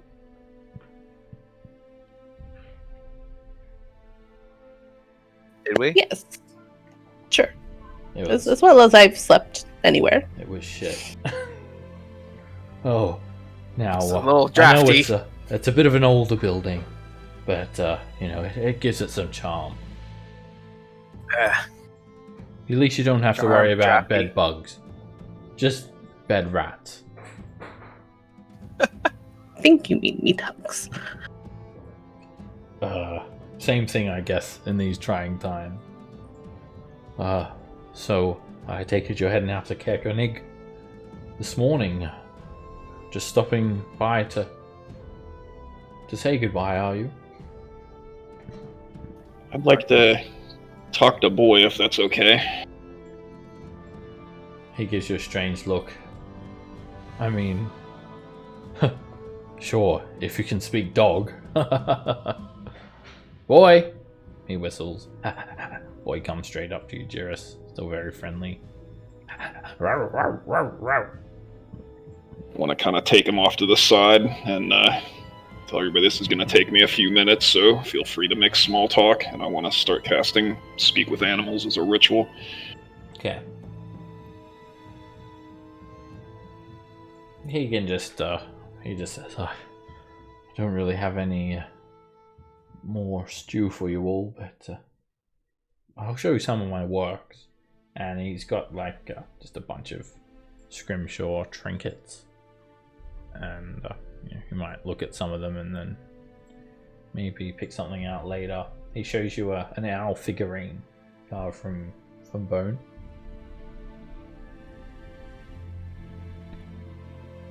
Which is pretty nice. He has this ulu knife with a scrimshaw handle. He has a scrimshaw handled ink pen with black runic designs along its length. And he has a scrimshaw pepper shaker. And he stops. And a tear runs down his face when he shows you the pepper shaker. I do! Oh, this pepper shaker. I made it for Garrett. He loves pepper. Anyway, 10 minutes later, the ritual is complete. Row, row. Row, Rivers. Hi, Boy. I brought you some more meat hunk. Although the meat part's questionable, apparently, and I offer him that. That's not meat drunk. That's rat. Do you want it? I can smell it. Yes, please. Yum. Tasty. Yum, yum, yum. Give it to him. You're so nice. You're so nice. I know this was a scary thing, but I need you to tell me everything you can about what happened to your master. What happened on the mountain? Whoa. We went up to the base of the mountain and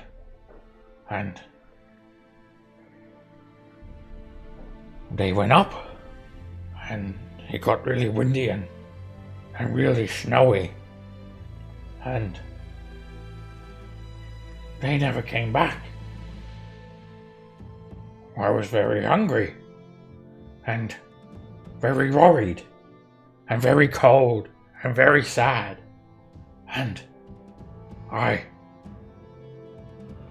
broke free and I ran back home to seek some warm and some meat hunk.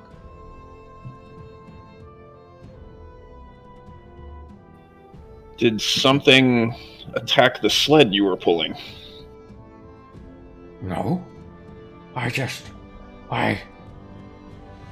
felt really strong, and I broke it. I've...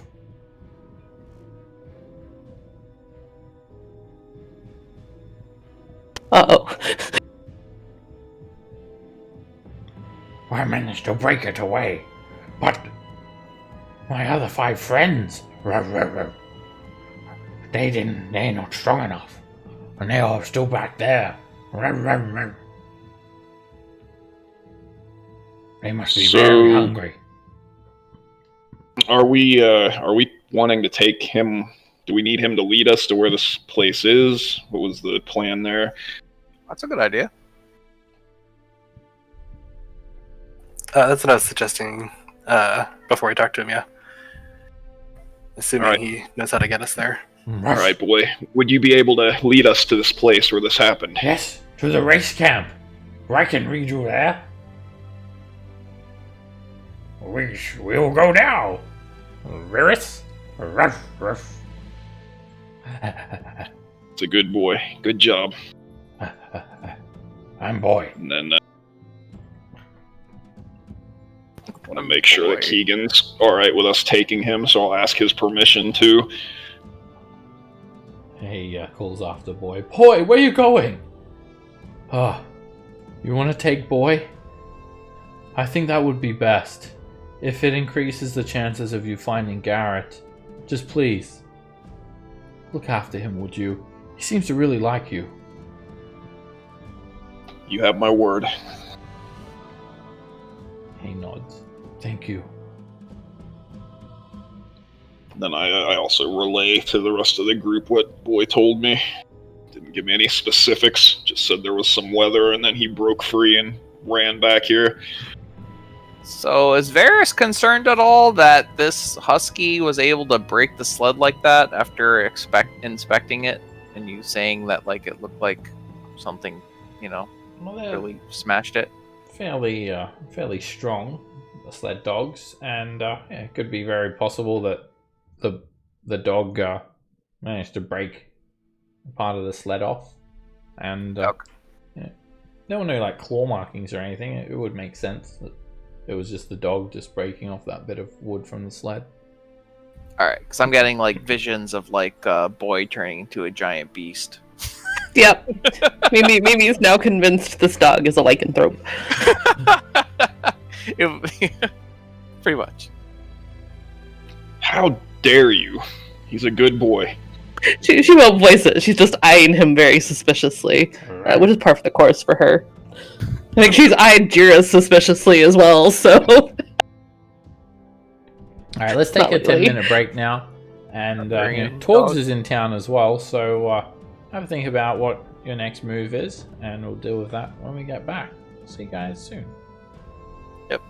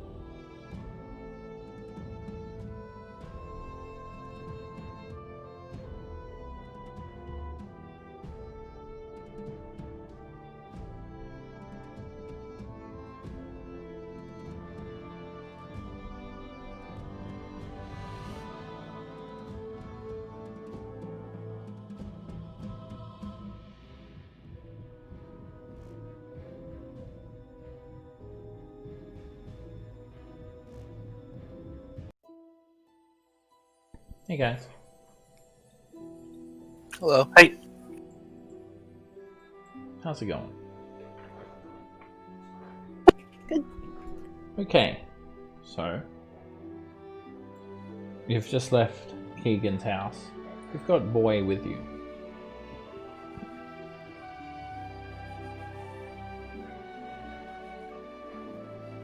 You've heard Torgs is in town, and Boy said that he broke free of his sled with another 5 dogs still there, and he knows where the base camp is, where Garrett had left. So you can lead you straight there if you like. What would you guys So like we to do may now? need climbing gear. If they actually went up a mountain. We need to go to Torgs anyway, potentially, so should we check out and see if they have climbing gear there?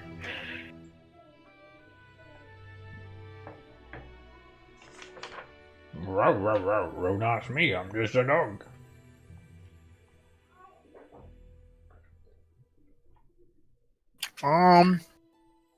That wasn't like special equipment for this adventure, right? That was. Are you just like referring to like normal adventuring gear?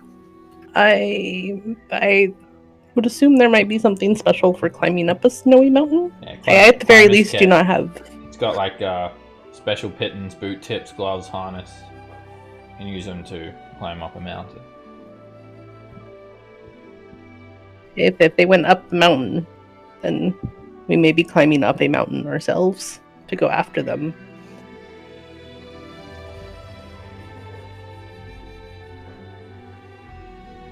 Alright, so what Barris is not thrilled about that idea.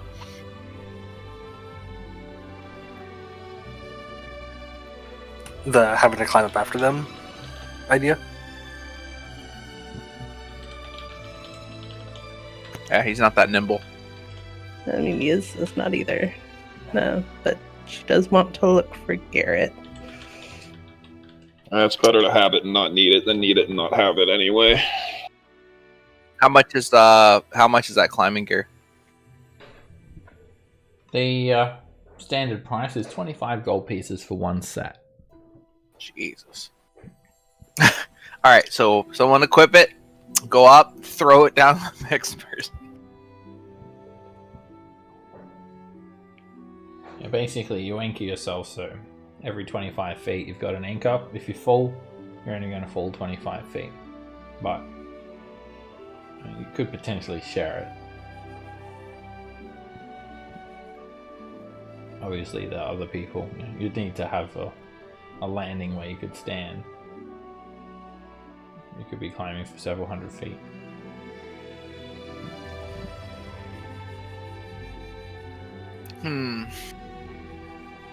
Either way, did we want to head to Torgs? Yeah, let's start with that. Okay. You guys follow the few people. Well, actually, pretty much everyone's left, but someone can point you into the direction. And it's literally actually just outside the town. There's a snowy clearing, and there's a bonfire illuminating this little group of. Should we stop by and see Cauldron and drop off the dog and explain to him the plan before we leave the town? Yeah, if it's on the way, I'd like to leave the dog with him while we're doing this. Okay. Yeah, Cauldron's here, and you just kind of fill him in on what's happening, and you drop off Boy. And then you say you're going to Torgs, and then you just head out. Alright, so you head out to find this caravan. There's a bonfire illuminating it because it's still pitch black outside. There's 3 heavily laden dog sleds, and each one has 6 friendly dogs, so a total of 18 dogs kind of in a circle formation. And then there's people everywhere. A heap of people come to Torgs. They're spread out. It's all just laid out on the snow. And there's people getting bargains and things like that. So you guys are just approaching. Well, I guess you'd be approaching from the north. You'll be coming from this direction.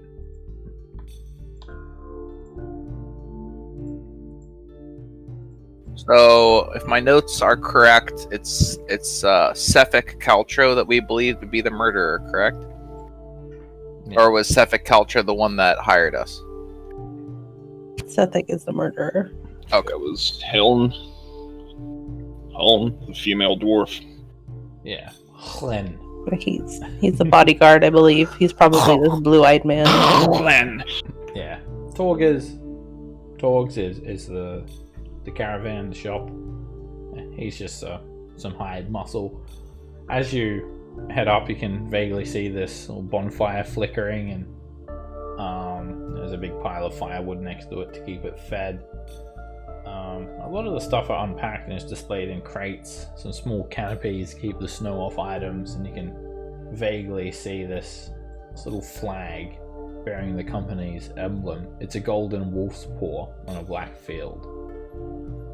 And there are some people perusing some wares. Straight away you can tell that this is Torga Icewind, because she's a dwarf, shield dwarf as described, and she seems to be taking the money. She's got like a little lockbox. And then just standing there in the snow, in the cold, is this man with piercing blue eyes. He has a longsword that seems to be made purely from ice. And he wears a vest and a long sleeve shirt under his vest. He wears long pants. His sleeves are rolled up. He does not have any goggles. There's no gloves, no coat. He must be freezing, but he doesn't shiver. He stands there and he's just panning his view across everyone, keeping his eye on the goods, and straight away you know that this is your guy, Sefik Caltro. Friend of yours, Juris? Never seen him before. An employee comes up to you.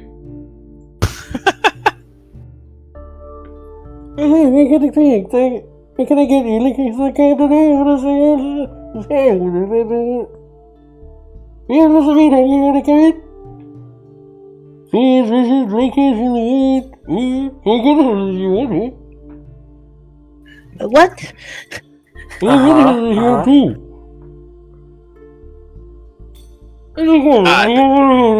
And they just start gesturing you over. I think he said there's some free meat hunk over there. Yeah, all of the goods are just laid out.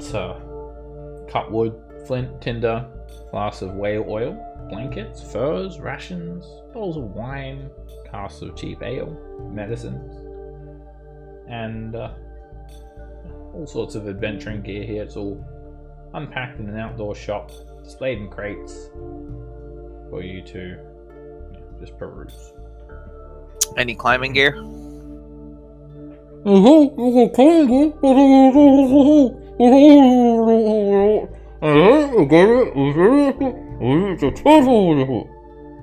the employee opens up a crate and starts pulling out some harnesses and pittons and hammers and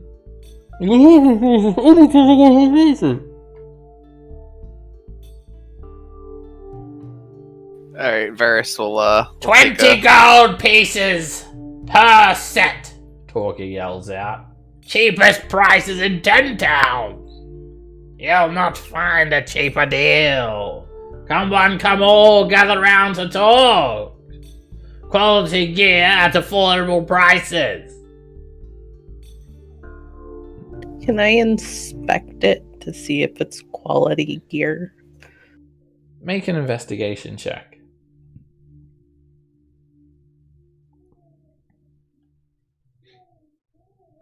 Yeah, quality gear. You pretty much know damn well that it's all like stolen or gained in some sort of unscrupulous way, from what you've heard. But hey, it's about 20% cheaper than usual prices.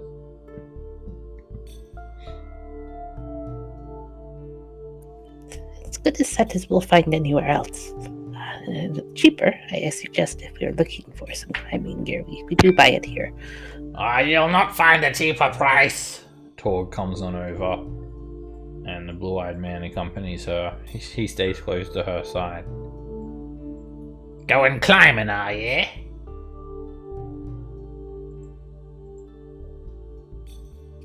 Maybe. Not sure yet. Well, Hopefully not. You'd best be getting yourself a set of this climbing gear then. You don't want to climb without it. You may slip and fall. Oh, there's big shards of ice around here. Some of them, like giant stalagmites sticking up out of the ground. You fall. And then BAM! It'll impale you straight through the chest. You'd be dead. But not with a set of this climbing gear, are you not? Ferris will move to purchase the set of climbing gear from Torga. Alright. Don't gather in so close. Keep your hands where I can see them. Sticky hands lead to cut-off hands, alright? Vera scoffs at the notion. She kind of nudges towards Sefik. That's right. I'm sure you've heard the reputation of me bodyguard. If anyone's got sticky fingers, they just lose their hands. Now, one set for each of you then. That will be 80 gold pieces. Yeah, I'll pay for mine. Alright, she hands you a climber's kit for 20 gold pieces.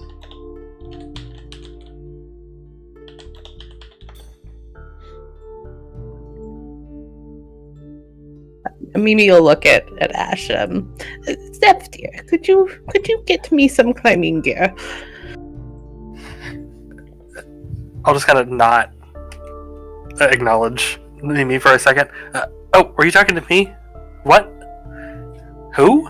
Yes, of course. Did you forget your name again? I didn't realize you called it, but if you need some money, I can buy yours. Thank you, sweetie. Gnome climbing Kelvin's care, that'll be a sight. Alright, it's getting quite cold as you guys are standing here. Snow patting down on the ground. And your eyes, they start to glow blue. Exactly like Sefik's. Sefik, you get a pretty good look at him now. He's fairly well built. He's in his 30s. Has an olive complexion, dark hair. It's pulled back in a ponytail. He's got no facial hair, no body hair. Very stylish dressed man, vest, matching pants and boots, and not the sort of attire that you'd find up here in 10 Towns. More accustomed to what mariners would wear down in the southern coast, sword coast, like swashbucklers and whatnot. Oh yeah, no armor, no cold weather clothing, and then his eyes, they're as blue as a frozen lake.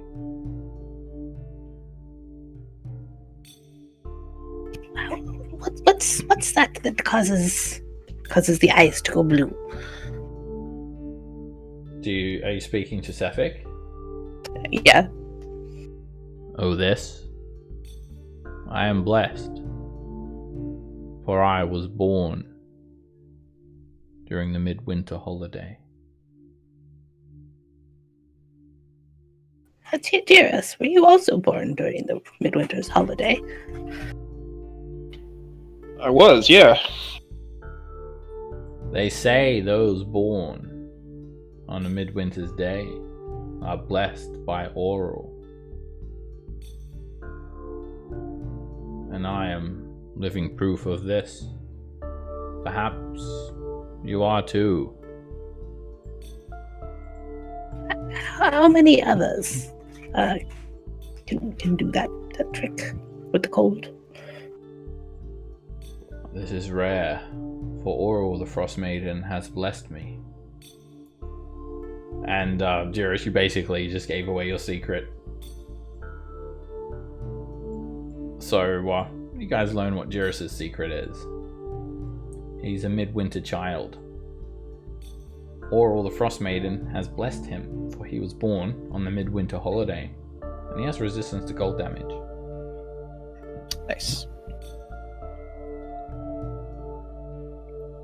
Ha! No Dumathoin key for you. I feel kind of bad, but sorry. I mean, I expected. It's not like that's going to be something I'm going to have an easy time keeping hidden.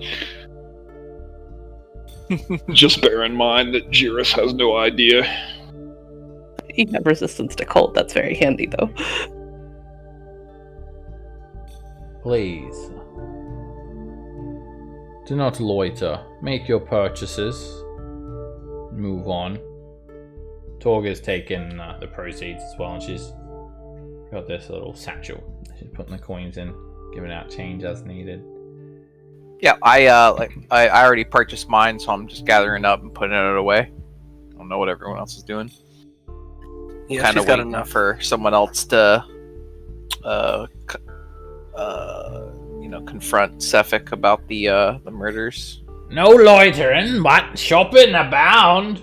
What are you looking for? Set of manacles, merchant scales, half off, shovels, soap, signet rings, crowbars, lanterns, hunting traps, baskets, bedrolls, and bells. What can I get you? It's all the cheapest stuff. Cheaper than what you'll find in the walls of Targos, I assure you. Got any mead? Huh.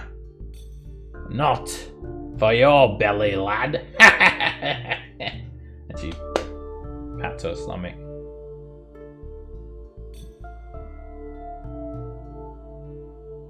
I asked Torga where the Torgs just came from. We came from Bremen. Yeah. How'd you make your way through that? I heard the trail's closed. She just says, ha! Didn't bother us none. It's hard up here, boy. To get by, you need to be hard. And hard is what we are. Any news from Bremen? How do they fare? She just shrugs. Fair enough to part with their coin. Don't really give two shits about what goes on inside that little town. Oh, I had a little bit of business there as well, where that was taken care of. I never seen the likes of any of you around before. Venturers, are you? I've had my run-in with adventurers before.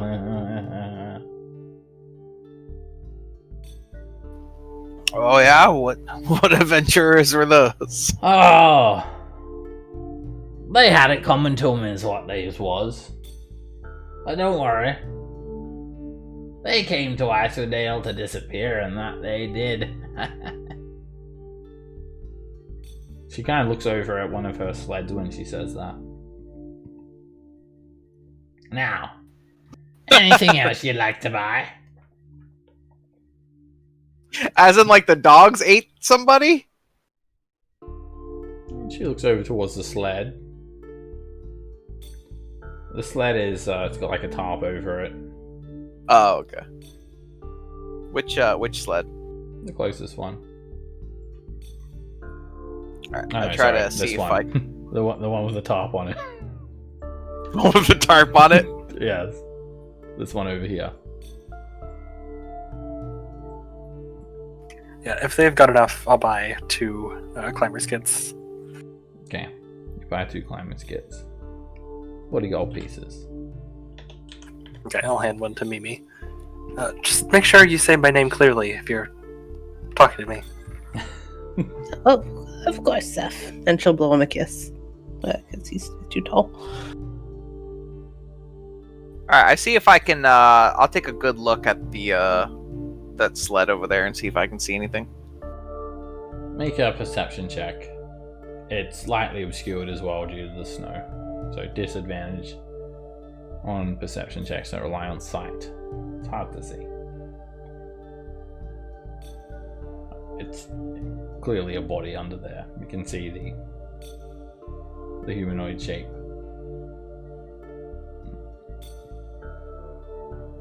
Alright, I say, did that one give you some trouble then in Bremen?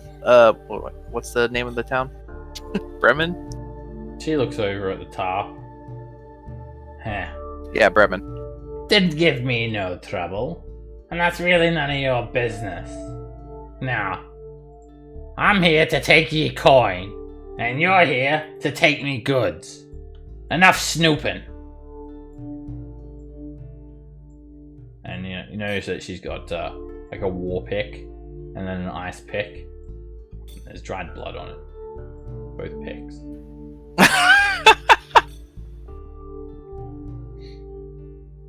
I kind of want to confront them, but I also don't want to aggro this entire camp of people.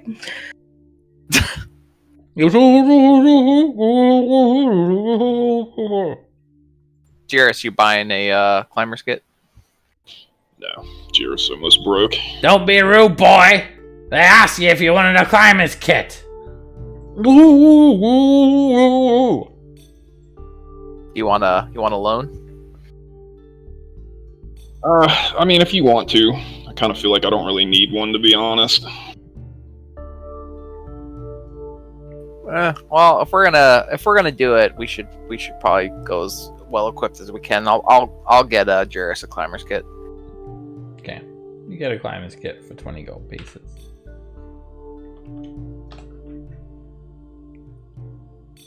So remind me, because I didn't. Do we have a handout for that? Yeah, here we go. Cold-hearted killer. Let me read this again real quick.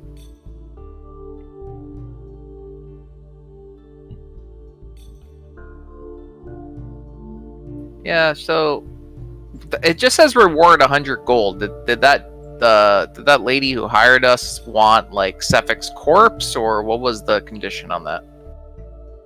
I don't think there was one. Yeah, this is. I would assume she'd want some proof. Dead or alive. It's like the Wild West out here.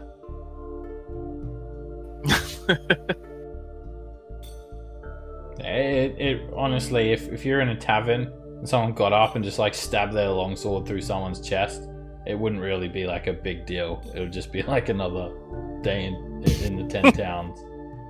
Bar fights like that can often result in someone getting shanked or something like that. And yeah, Gotcha. it's also like wouldn't be like against the law or anything. They're pretty loose with laws, and it's not like it's a civilization like Waterdeep. It's very kind of barbaric up here.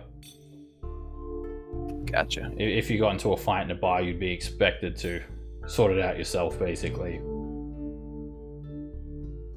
You wouldn't have to let the town guard come running to save you.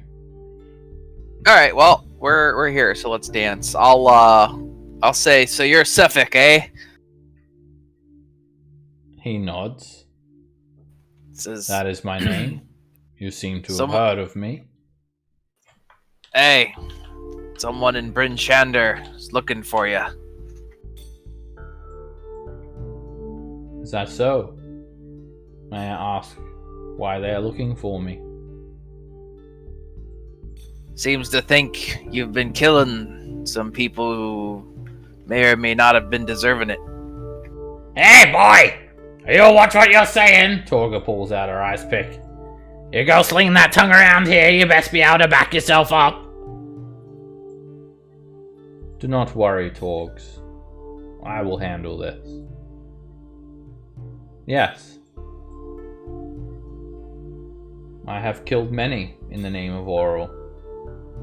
I have been killing 10-towners who have been trying to exclude their name from the lotteries in Bryn Shander, in East Haven, and in Targos.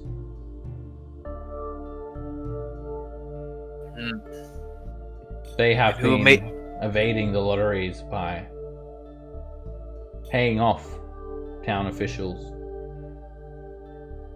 or simply trying to run for their lives. So Oral's made you the hand of justice, eh? No. I do this of my own volition.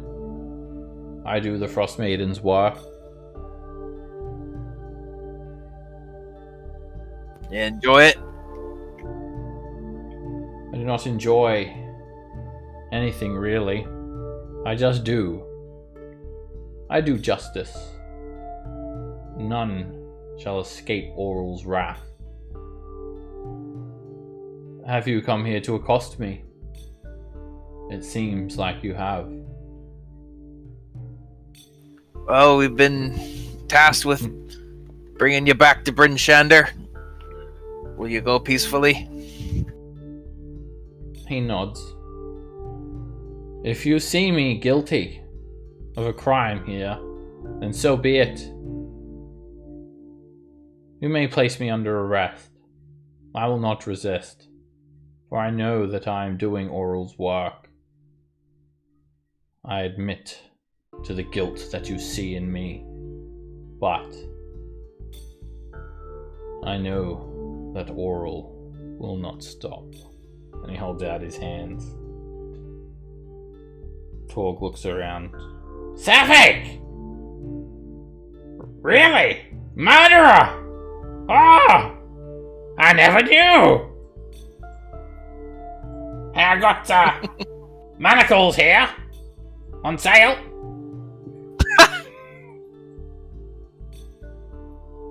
Were they like 10 gold or something? No. 1 gold and 8 silver. Bargain. Normally 2. Now you take him away. Torgs didn't know nothing about these murders or nothing like that. You take him and be gone. And just know this. You have done an injustice. How's Torgs gonna get around without a bodyguard? Take him and take your asses out of here.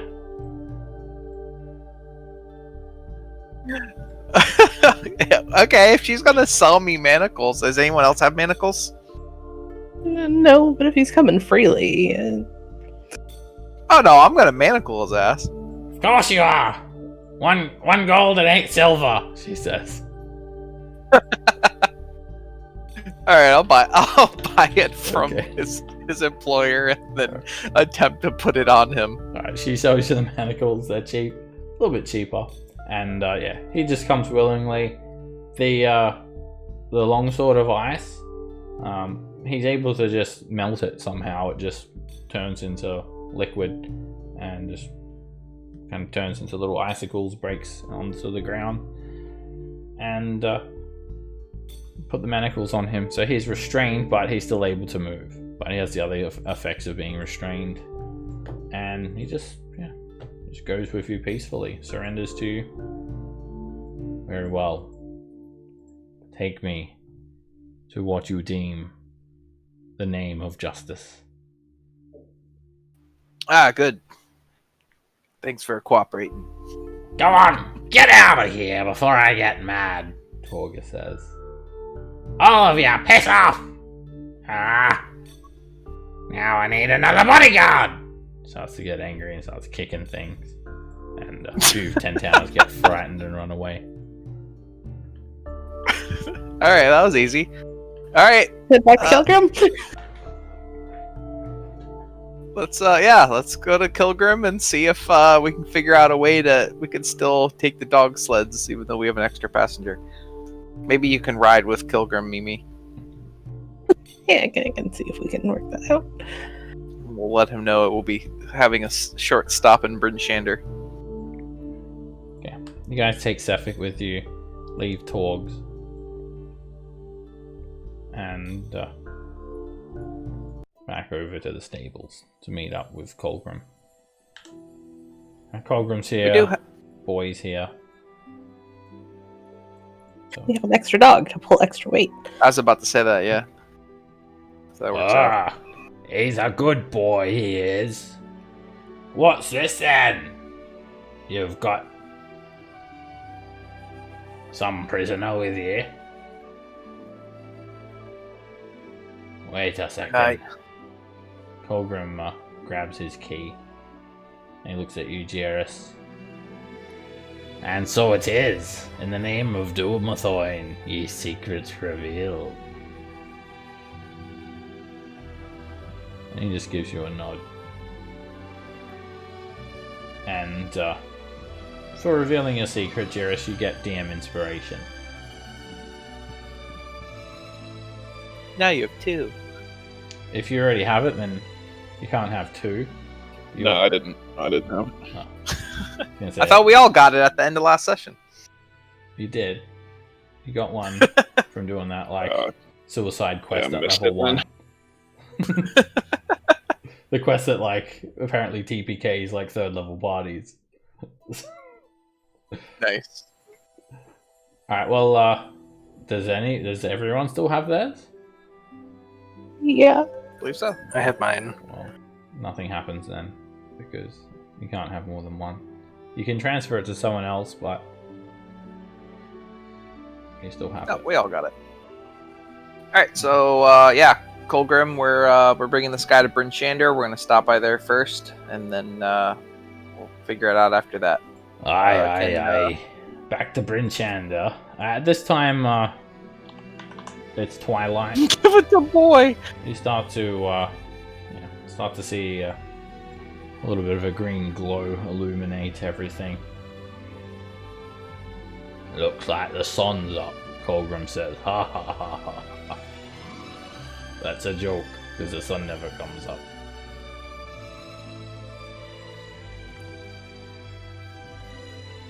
Let's head out. Well, the heading out is good. Does Cephik react in any special way to the event? Cephik is not saying a word. He just walks with you wherever you go.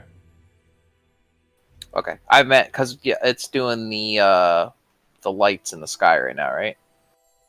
Or are you saying it's twilight? The aurora happens at nighttime, but you know, the sun, it's just kind of on the horizon. So you've got. Okay, so he meant more the sun, not the the sun. sky event. Okay, gotcha. It's basically sunrise, but not actually rise.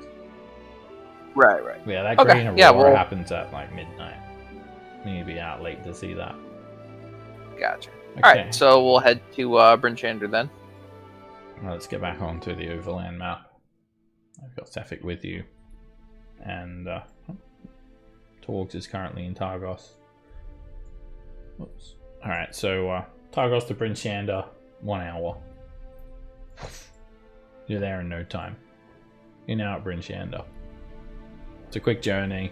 There's no trouble, no encounters. You just peacefully get there within an hour. It's now an hour later. You're at Bryn Shander.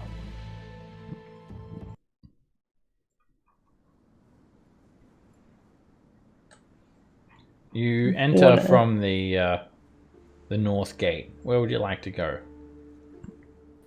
I believe the North Look is where the dwarf was, right?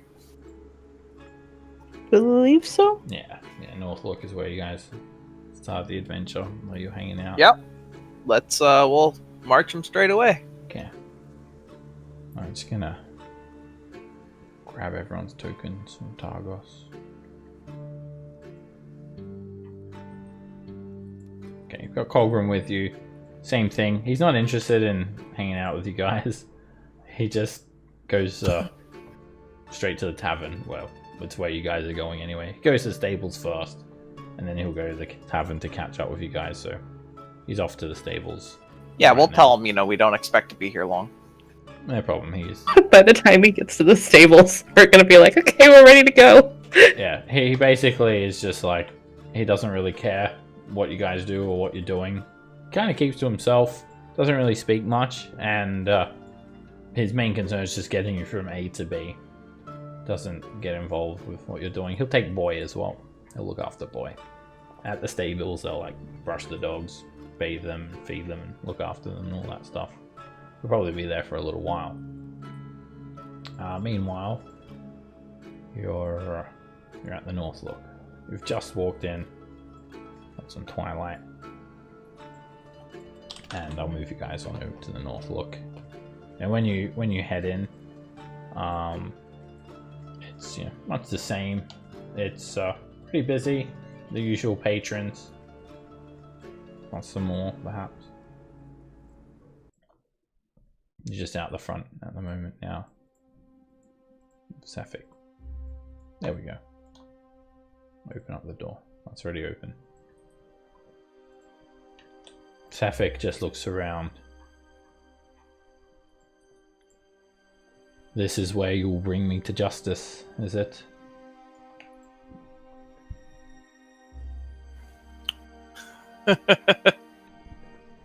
Very well then.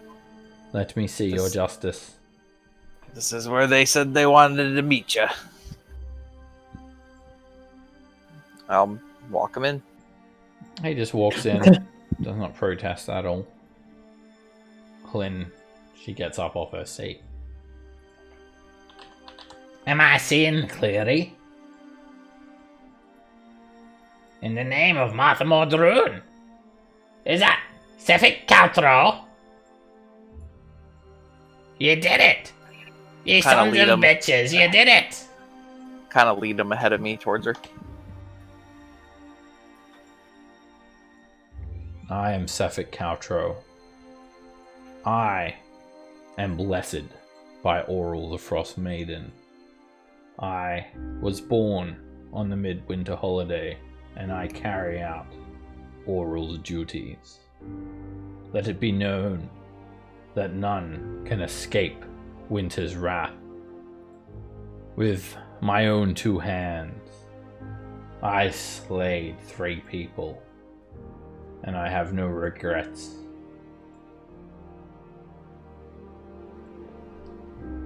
I killed the people in East Haven, in Brinshanda, and in Targos. Bring me to your justice, for I do the work of the Frostmaiden. I have no qualms about getting caught. I do not deny what you would deem as my guilt. For Oral is fierce, and she will not stop until each and every one of you find an icy doom. All we can do is appease her, stave off. I've heard enough! Flynn just jumps up and just smacks him with the handle of one of her hammers. And something is like weird when he's hit. Like his head kind of cracks to the side, and then like a bit of his face is kind of like cut, and it's just like this icy blue blood that drips out from his head, and then it heals up instantly. Lynn just has a disgusted look on her face. What the fuck are you? Jairus, can you do that too? I don't know. I'm wondering.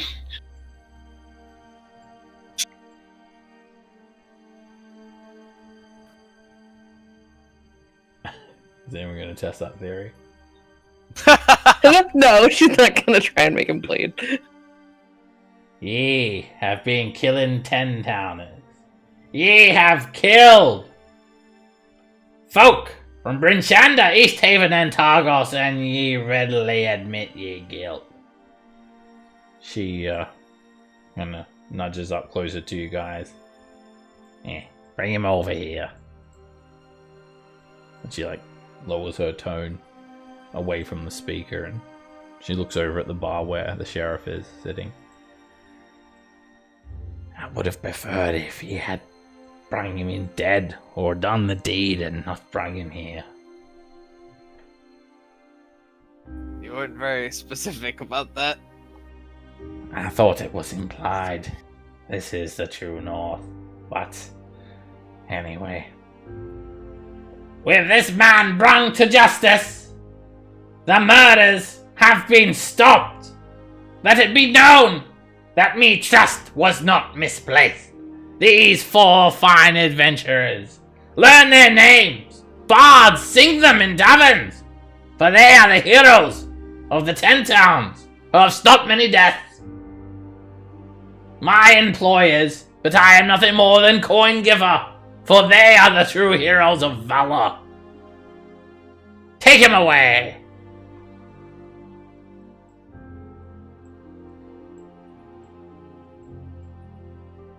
Sefik Caltro, I take it. You've done well, Hlyn. I'll take it from here. Sheriff Markham Southwell. He takes Sefik into custody. What the twist? And Hlyn just says, I was, hoping that they weren't going to have the pleasure of taking him in, but, it's done now.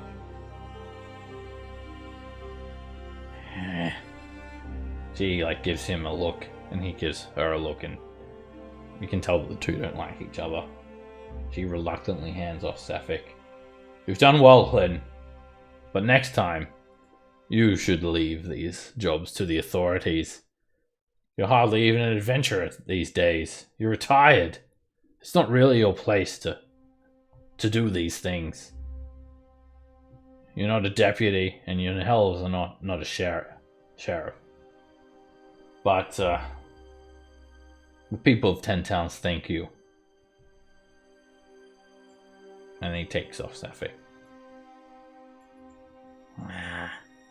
And that's it. Not even a reward, not even a thank you. Not even a personal thank you. Load of piss! Pah! Lynn kicks one of the chairs. Alright, well. I didn't want you to bring him here in front of the authorities, but you did stop the murders. As much as I'm not satisfied by the outcome, I am a woman of me word. So, 100 gold pieces as way of a reward. And she takes out a sack of 100 gold pieces and hands it to you guys, and may as well split that into 25 each. Yeah, that takes care of the climbing gear. When she smiles after all this, the best that she can. Well, we'll all be able to sleep a lot easier tonight thanks to all of you. I hope to be seeing you again. I think I'm off for a drink at the bar. Come join me if you want. I believe we need to get going. Yeah. We have some pressing matters, but glad we could help. This woman just walks over to you guys. You haven't seen her before. She's a human female. She has an eye patch over one eye, and she has a snow owl perched on her shoulder. She looks to be in her late 50s or so. Whew. That's a rough life. And she just comes straight over to you guys. Hello there, adventurers. May I learn your names, as touted by the pudgy one, the little dwarf over there? Hi, I'm Jirus. I like your owl. Thank you, dearest. Oh yes, this is my familiar. It is a product of magic. Mimi will kind of wave. I'm Mimi, and this is my familiar Sir Waldo. Oh. She looks around. I do not see your familiar, miss. Is it perhaps invisible? You have an imp, don't you? Oh no, he's a pseudo dragon. He must be invisible. Sometimes he does that. Very well. And who are you? I kind of give her a nod, and I'm Ash. And I kind of look back at Mimi and the conversation they're having. Does your familiar have a name? Greghead Barbarian, are you? Oh, I am a magic user. You're not going to attack me, are you? And she does like this kind of joking martial arts stance, and then just slaps you on the shoulder. Oh no. My companion, I do not name it. It is a product only of magic. It is not really personality. There is no need to name things like this. It is not real, as far as I am concerned. And what is your name, sir?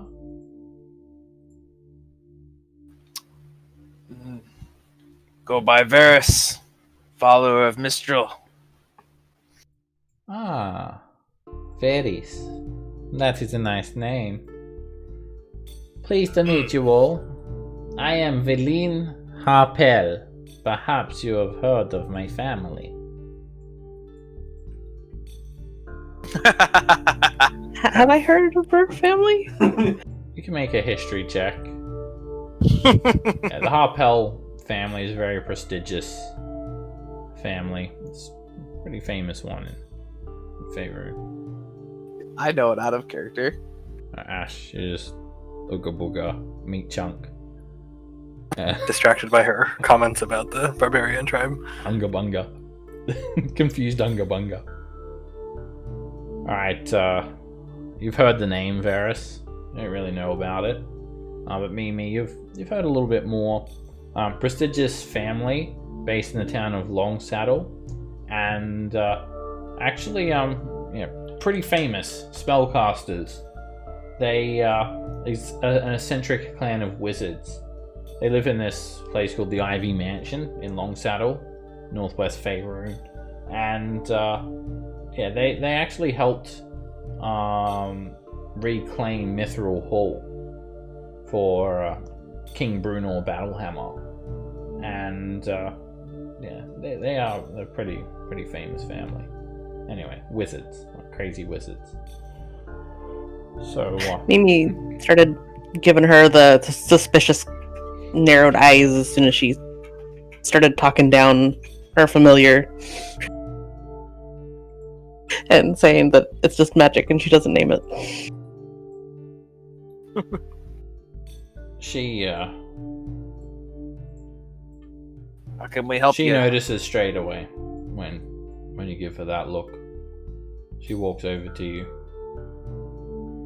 Is there something the matter, miss? Do I bother you? Quite frankly, yes, but I don't see why that's any of your business. Please, I don't mean to bother you. Is there something that I am doing that you would like me to change so I am not offending you? And as she's speaking to you, you notice, like, she's shaking. Like, her hands are shaking, her arms are shaking, trembling. Like, fearful trembling, or... Make an insight check. Trying to determine if this is fearful or... You're not sure. Maybe she's cold. There is a bit of a cold breeze blowing through.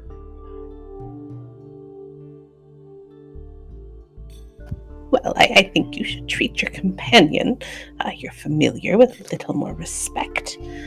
While they are summoned with magic, they can provide excellent companionship for people who are lonely and spend a lot of time by themselves. Oh. I'm afraid, miss, we do not see eye to eye. This familiar, it is simply a product of magic. don't concern myself with the need to use it for companionship. Oh no. I'm quite happy on my own. I prefer the company of no one, really, or the company of the dead. At least they're ones you can trust. You know, they will do as you say. They don't talk back to you. They don't weigh you down with their opinions. So like a familiar. Well, similar. You see, I am skilled in the arcane tradition of necromancy. What school do you study with, miss? Let me guess.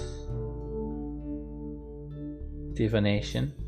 I could tell the way your eyes pry into my affairs. It would be correct. Your concern for me is unwarranted. Do not worry. I see you too are coming into magic quite late in your life. You are similar to myself. I took to magic only a decade ago when I was in my late 40s. Her arm is like shaking quite a lot and then she just kind of stops it. I have always had a problem with my hands. A nervous disorder. They shake. But I have overcome it. And now I cast my spells unimpeded by it. Anyway, I don't mean to bore you with my tales. I simply wanted some information from you. Have you been to East Haven, adventurers? We have.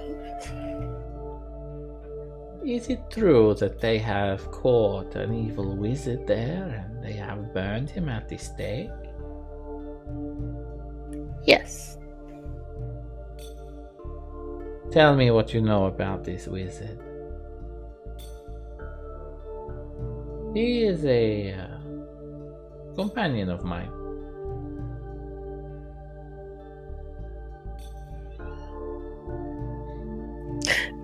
I know what Fey wizards are, right? Yes. Yeah. Evil maybe- wizards from Thay. I don't think Mimi's gonna answer that. She'll just look at everybody else.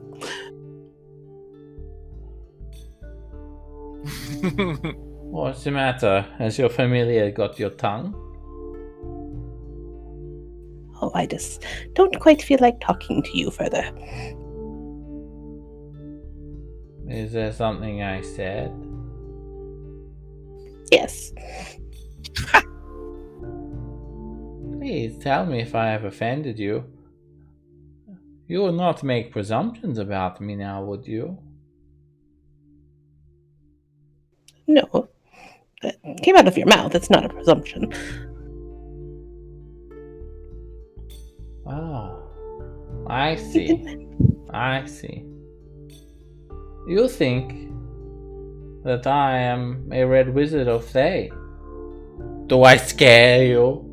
Oh, with my shaved head and tattoo and my red wizards, I am not a red wizard of Thay, ma'am.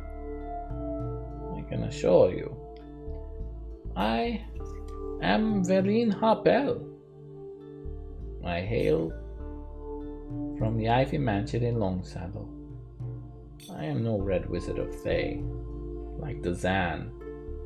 But, from that presumption, I guess you know much about him. Please, you must help me. Is he still alive? Or have they already burned him? If it's any consolation to you, I would much prefer him dead than alive.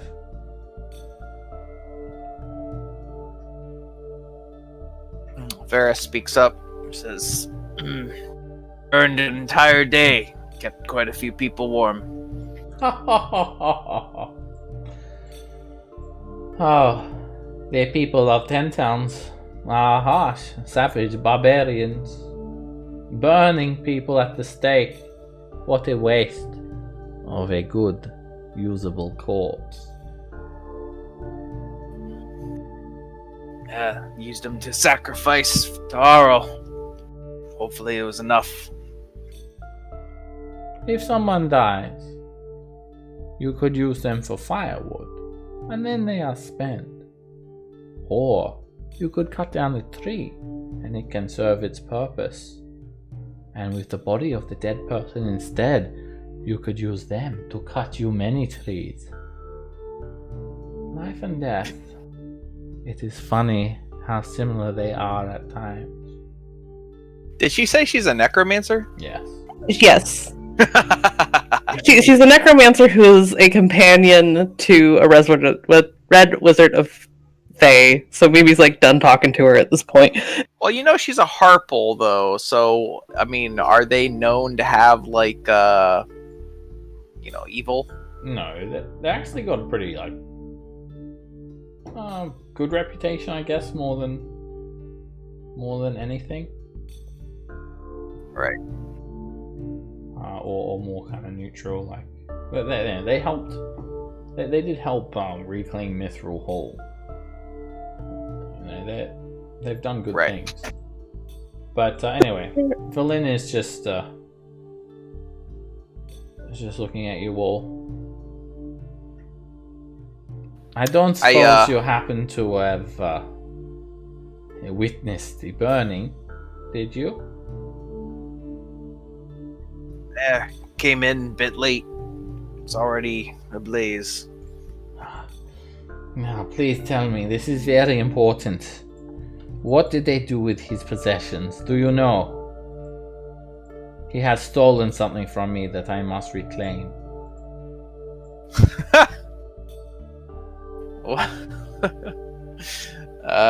Like what? I cannot tell you what it is. For it is sought after by many, but it is mine. A family heirloom. It belongs to me. I brought it with me to Icewind Dale, and it was stolen! Now, if you know where it is, or anything about it, please tell me now. I must get it back. I will get it back. I believe the town speaker people had his possessions. You're gonna have to be a little more specific. Alright, at this stage, to conceal the truth, you'll need to make a deception check, Varys. As far as I know, that's all true. Well, she's... Oh wait, I technically have 3 of her because I have the poetry book thing, the scroll, and the bag. Yeah, it's not for telling a lie; it's for concealing the truth as well. The Gotcha. deception check. Ah, the town guard. You said they took their possessions. Interesting. Then to East Haven I must go. What was the name of the Red Wizard? The one they burned? Hardly worth mentioning again. But if you must know, his name was Dazan.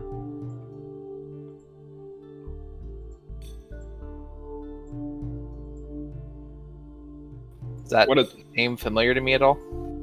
Yeah, you might have heard them call him Dazan, but you've never heard the name before like that. There's no one of importance. I asked her if she might know who the adventurers are that they claimed that Tazan killed. She shrugs her shoulders. I am not sure. That is not concerning to me. I just want to get what back is mine. Tell me, you have been much help to me. Are you heading to East Haven? I have some spare sled dogs. I would be happy to give you a lift if you want. We'll be heading back that way for a bit. Very well then. But- I will be seeing you. And she storms out. She looks determined and in a hurry.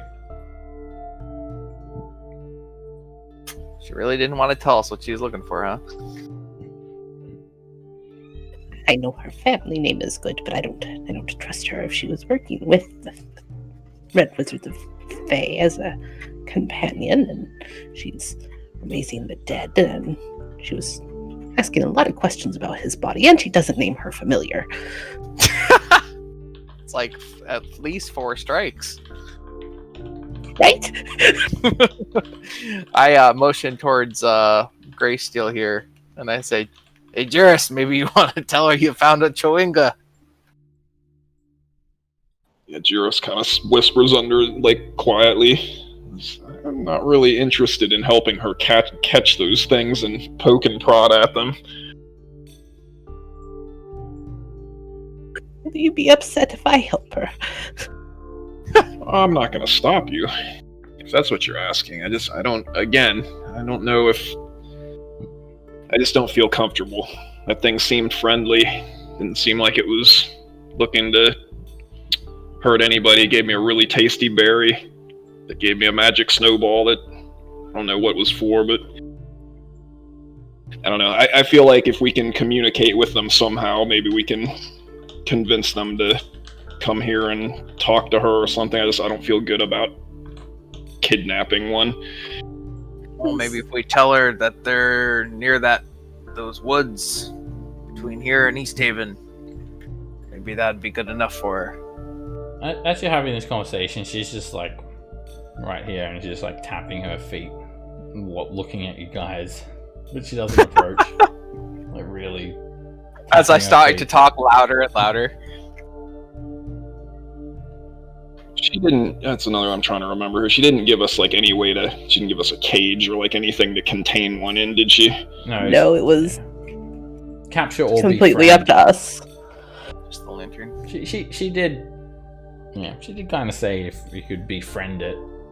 She was kind of pushing more of the "don't hurt the Chewinga" sort of thing. She did seem like she was wanting to be friendly and not necessarily like evil experiment on it. All right, yeah. So I'm on board with that if we can make it happen without hurting the thing or doing anything malicious towards it.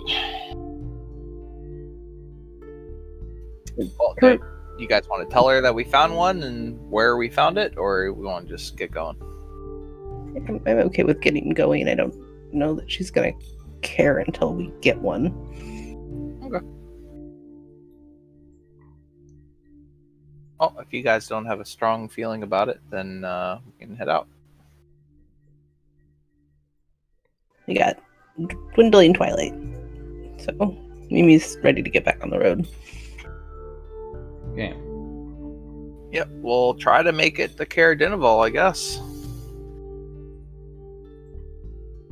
All right, you guys exit, and as you're exiting, you notice a large group of sled dogs go by. There's got to be at least 20 of them, and they kind of head out through the north gate. And you notice it's Valine Harpel with some kobolds, 8 sled dogs. But she doesn't notice you guys, and she leaves. She's heading out the north? Yeah, well, she's heading out the north gate. Alright. Or maybe the east, actually, would make more sense. Heading towards the east gate, got it. Yeah. You'll see her just leave, but she doesn't notice you guys. Alright, you drop Cephik off. And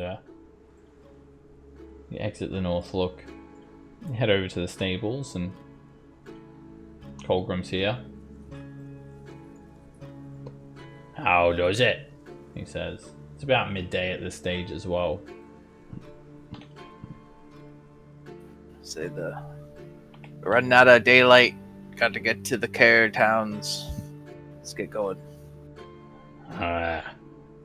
Konig. Caer Dineval. What would you want to go there for?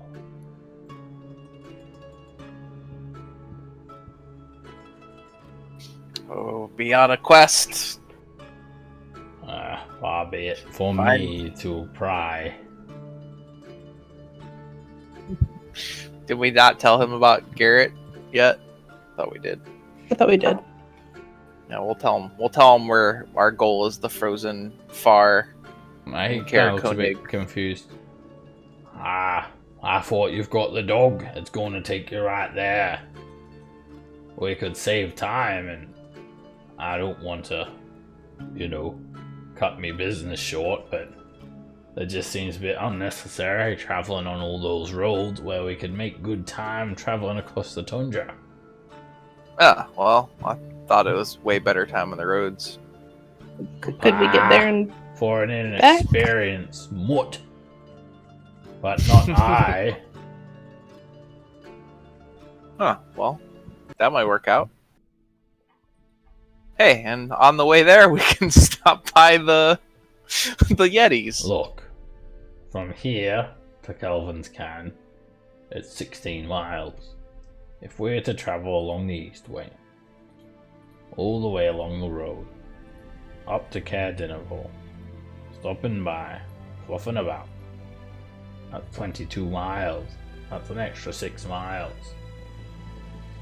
That's the difference between a one-day journey or two. Then again, we might be I like cutting his it a math. bit close to get back. I hope you're not planning to be too long up there in Kelvin's Can. What's this? You're saying you've got some business on the way there as well? Yeah, see this spot on our map here?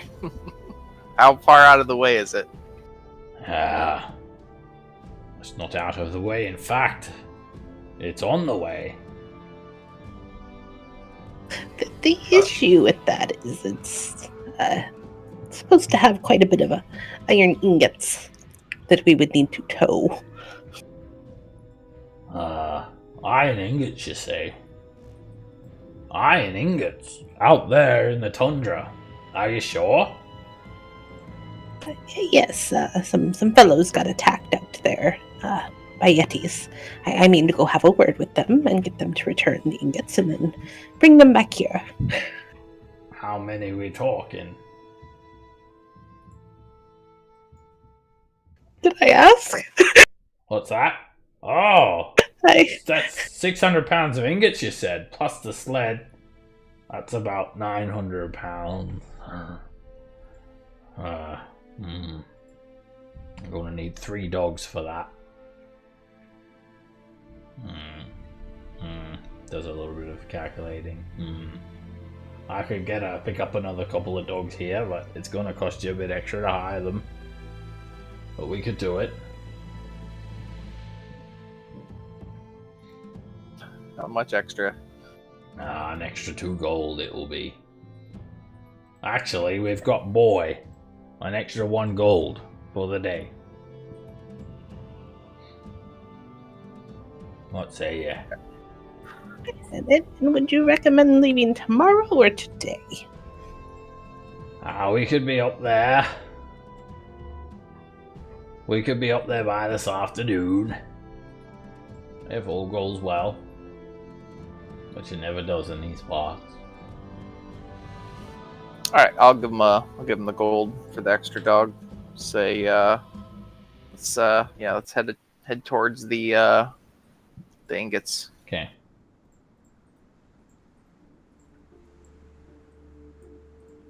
Alright.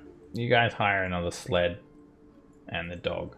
It only costs an extra gold. You're really paying mainly for Cauldron. His services, guiding you guys. So now you've got 4 sleds. You've got 8 dogs, including boy. A spare one that will just roll alongside you guys. Cauldron will jump in one. You guys can jump in the sleds, however you see fit. Before we head out, I'm going to cast Mage Armor on myself. Okay.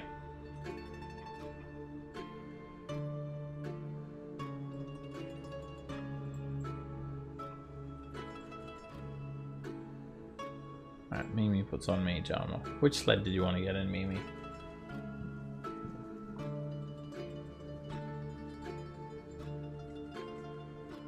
Out of these ones. Okay, you're out of Ash.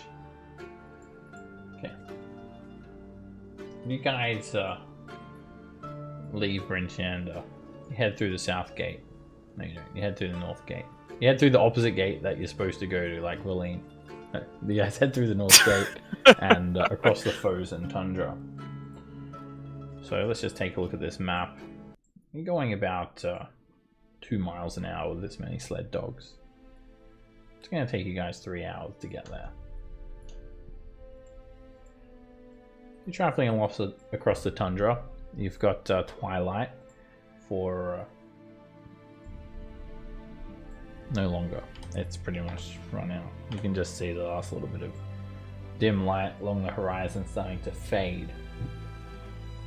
And it's been 2 hours now, and it's freezing. It is absolutely freezing. I need everyone to make a Constitution saving throw with advantage for the cold weather. You guys know what it's like here. It is just beyond cold.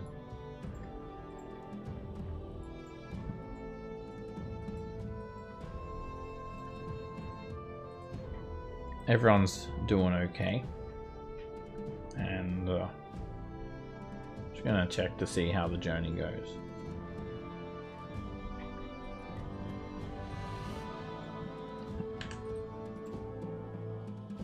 Just check the sled dogs first as well. Sled dogs are getting a little bit tired. They have 1 level of exhaustion. Cauldron is doing okay. So you guys are dealing with the cold. Right now, the cold intensifies. A blizzard descends on you. Harsh winds, like freezing cold, powerful winds blowing in snow all around you. Immediately, it reduces your visibility to 30 feet.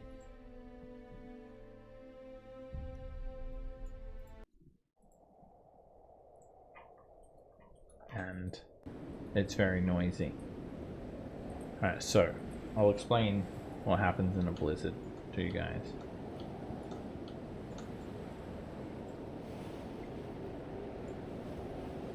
So the blizzards that ravage Icewind Dale harry travellers on the mountain pass are reflections of Aural's self-imposed isolation. The blizzard in Icewind Dale, it can go for a whole day. And when you're caught in one, the following rules will apply until it ends.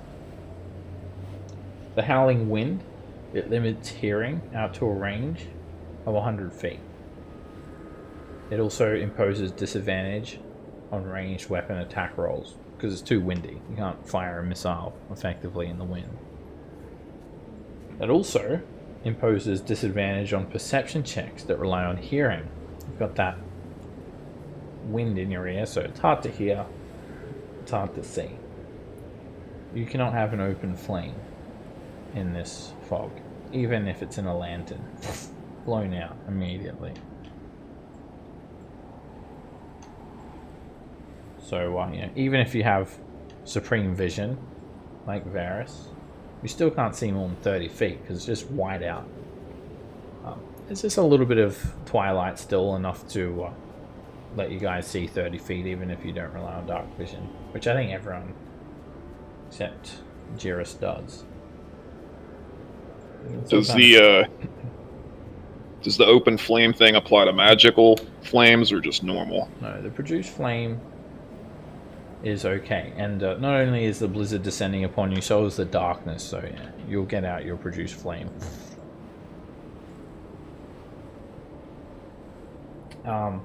It disperses all fog. The wind's just going to eat through the fog. It erases your tracks in the snow. So these trails that you've been leaving, they're gone, completely erased by the blowing wind. And you can't fly. So if you have wings and you're flying, it's impossible. if you're magically held aloft, that's okay. And 30 feet of vision. The wind is blowing in your eyes as well, so you guys all have goggles with your cold weather clothing, so you'll be putting your goggles on.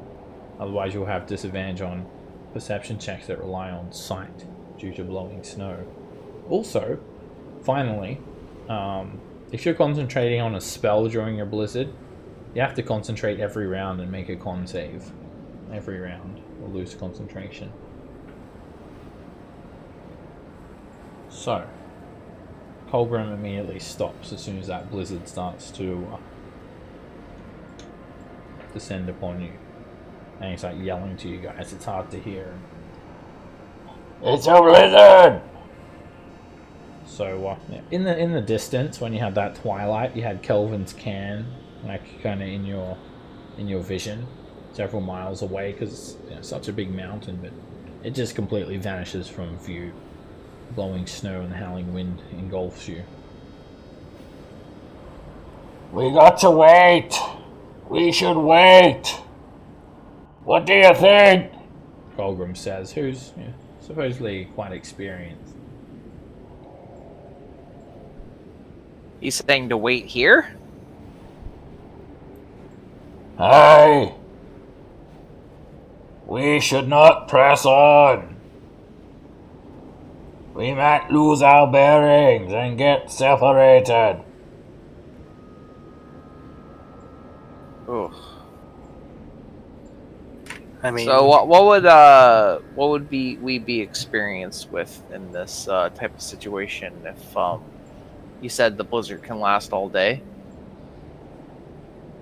Yeah, they have been known to last for an entire day. And we're about halfway to the ingots. Yeah, about that. You're about 2 hours out of Bryn Shander, about 4 miles away. The temperature has dropped quite rapidly at the moment now too. So take a look. I yell at the Colgrim if he sees is there a place that we can find shelter. He shakes his head and he just says, It's just tundra out here, boy. Snowy plains and hills. We should be hunkering down. Ultimately, it's your choice. But I suggest we try and wait it out.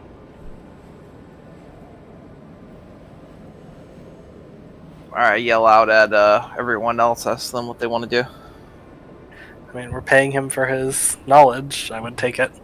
Yeah, I agree with that. Mimi's gonna want to listen to the guide. Alright, well, hunker down and freeze out here. okay. Oh yeah.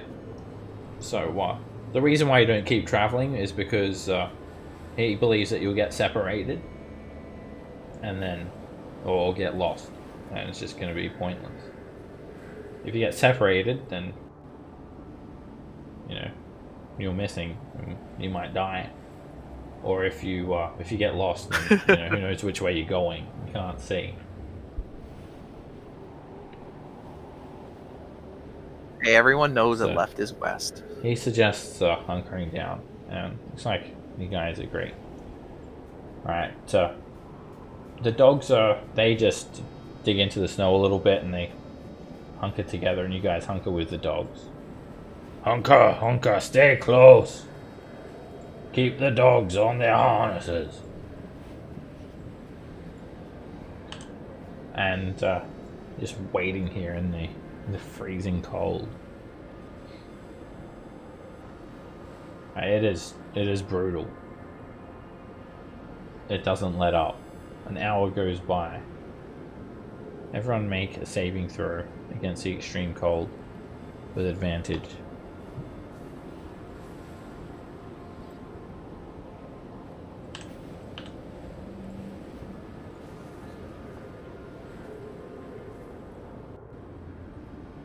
Varus, you start to suffer the effects of the extreme cold.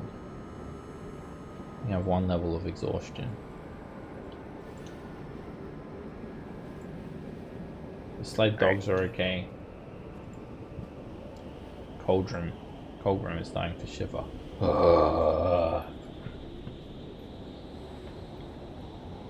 Yeah, Vera starts shivering uncontrollably and muttering in tongues while reading, trying to flip through his book as if he's searching for an answer. Another hour goes by. Everyone make a constitution saving throw with advantage for the extreme cold.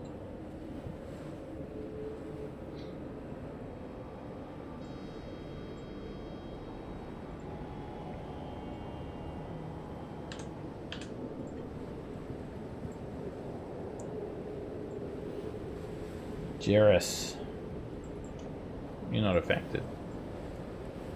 The extreme cold doesn't do anything to you. You don't even need to make the saving throw. Your eyes just glow blue and Cauldron. Yeah, I just play with the dogs. What? In Moradin's name? Cauldron comments. Third hour goes by. Blizzard has not let up, even in the slightest. Everyone make another constitution saving throw with advantage, as you're in that kind of minus 40 degrees Celsius, and it's dropping as well. The temperature is actually dropping. Do you still want me to make one or no? You don't actually need to make one. You can't be affected, Jairus. Not by orals, Blizzard. Best secret ever. Mimi and Ash. You're the ones that start to succumb slightly to the cold. You each suffer a level of exhaustion. You're 4 hours in. The blizzard hasn't let up. It reaches subarctic temperatures. It's about minus 50 degrees. And in these temperatures, the cold weather clothing isn't doing anything. You've got snow building up on you, and stay here long enough, you'll turn into an icicle. But Colgrim says, just Keep on hunkering. Share your body warmth, and we'll get through this. We've built an igloo by now.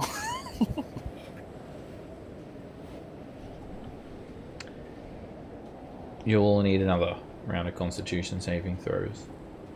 This time, no advantage. Jairus, you're not affected.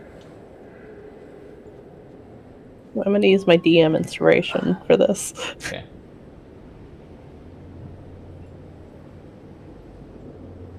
So happy I used it. You really needed it. Okay. You're several hours into this blizzard. It's now 6 hours into the blizzard, and it's letting up a little bit. The temperature's risen slightly, and we'll need more constitution saves with advantage this time. It's been 6 hours and the blizzard still hasn't stopped. And there goes pretty much most of your day. There was a little bit of a lapse in the blizzard as well, so 2 hours went by before you had to make another saving throw. Everyone's still doing okay. No one's suffered anything serious so far. 7 hours into the blizzard. Everyone make another constitution save with advantage. It still has not ended.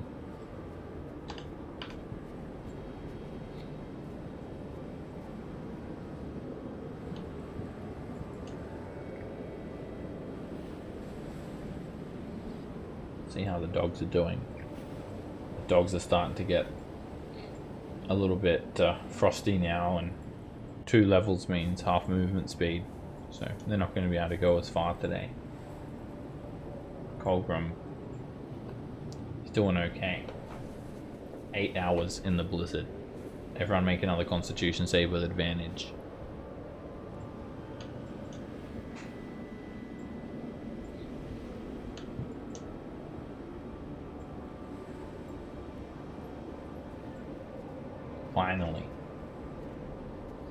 Finally, after 8 hours of hunkering down here, big piles of snow built up all around you, freezing to death,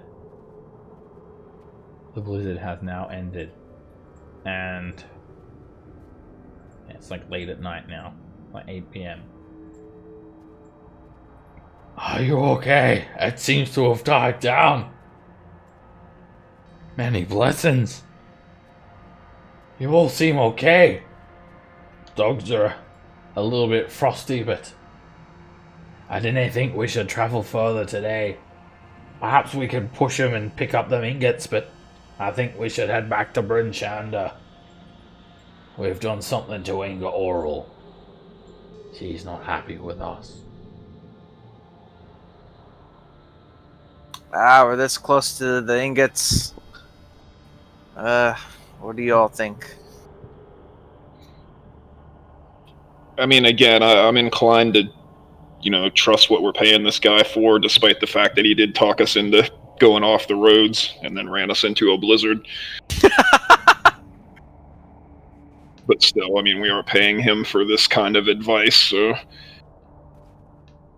Yeah, I don't. As a player, I guess I'm frustrated that it feels like we didn't do anything. But I would want to listen. Mimi would want to listen to the guide, because that's what he should know this stuff better than any of us do, theoretically.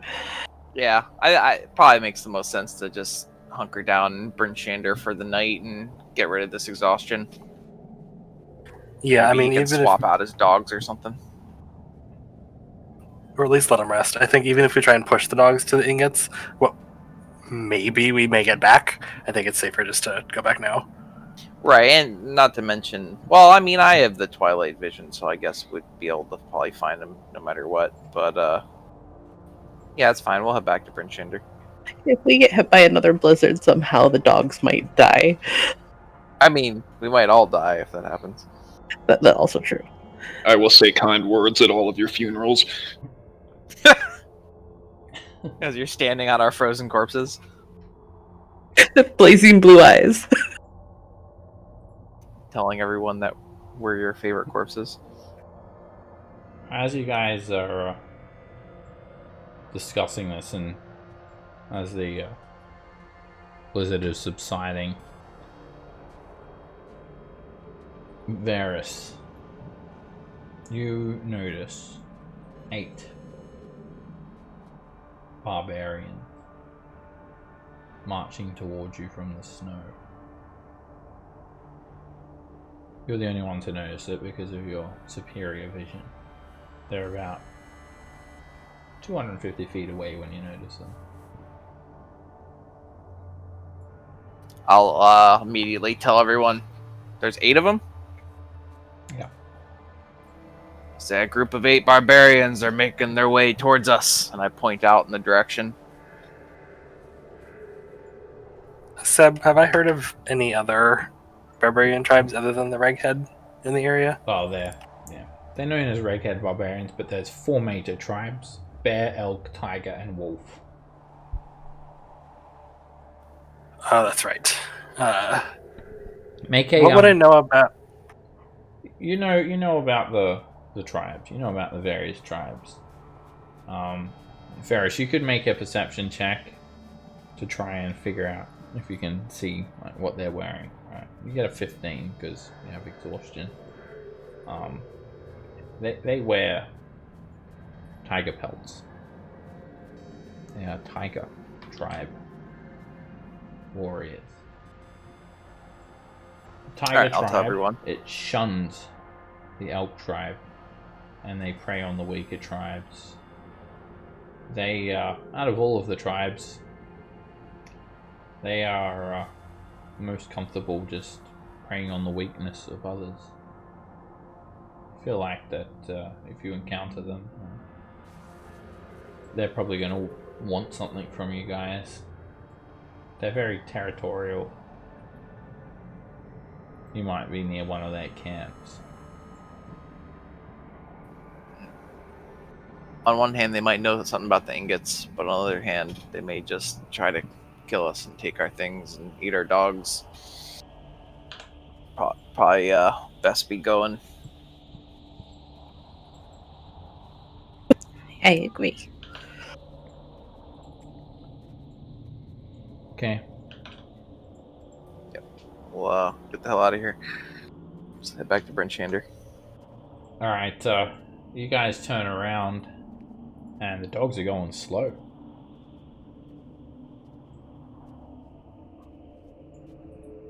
The dogs are exhausted. Their movement speed is halved.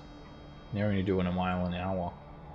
You look back, Ferris, and they're catching up. They're chasing you. They're running across the tundra. They're about 100 feet away at this stage. Uh-oh. I'm going to use my ability to give everyone eyes at night. Or not everyone, but it's 3 people. So everyone in my party. Okay. Give Dearest Mimi and Ash the eyes of the night. Giving him 300 feet of dark vision. I'll extinguish flame or whatever. Okay. Put the flame out. Pitch black. I mean, they're gonna obviously be able to just... Do they have any light sources? They're not using light sources so far. Interesting. Is it I mean, I know obviously snow is super bright, but is there enough like moonlight or whatever to light up everything? Pitch black. Pitch black. Okay. Yeah. They were obviously following the light source. Right. All right. They continue. We'll try to bait them a little bit. Maybe yell out to Cauldron to you know, take a sharp turn or something. Okay. They're yeah. Cauldron just says, it doesn't matter. Look, and he points to the tracks that you guys are making. If they're barbarians, they'll find us. They'll track us. We may have to face them. And he does a turn, but you know, obviously they're following the tracks, and they keep on coming towards you guys, and that's where we're going to end the session. Dun dun dun. I could make a peace offering of a nice cheese hunk in these trying times. I'll be very curious to see how all of our companions make it out into the middle of nowhere. Oh, you mean the other 3 people that probably won't show up next week? They Yeah. They were going to go find the ingots, and they happened to run into you guys. Yeah, plot twist. They've been trying to find us this entire time. They've just been lost in the blizzard. Plot twist. The barbarians are them. They've been lost out here for so long, though. They had to kill tigers and wear their pelts to survive. Alright, you guys. We'll figure all that out next week. So I'll see you guys then. Right, thanks, Seb. That's good. Have a good one. Thanks, everybody. Take care, guys. Good night. Bye bye. Good night. Night, guys.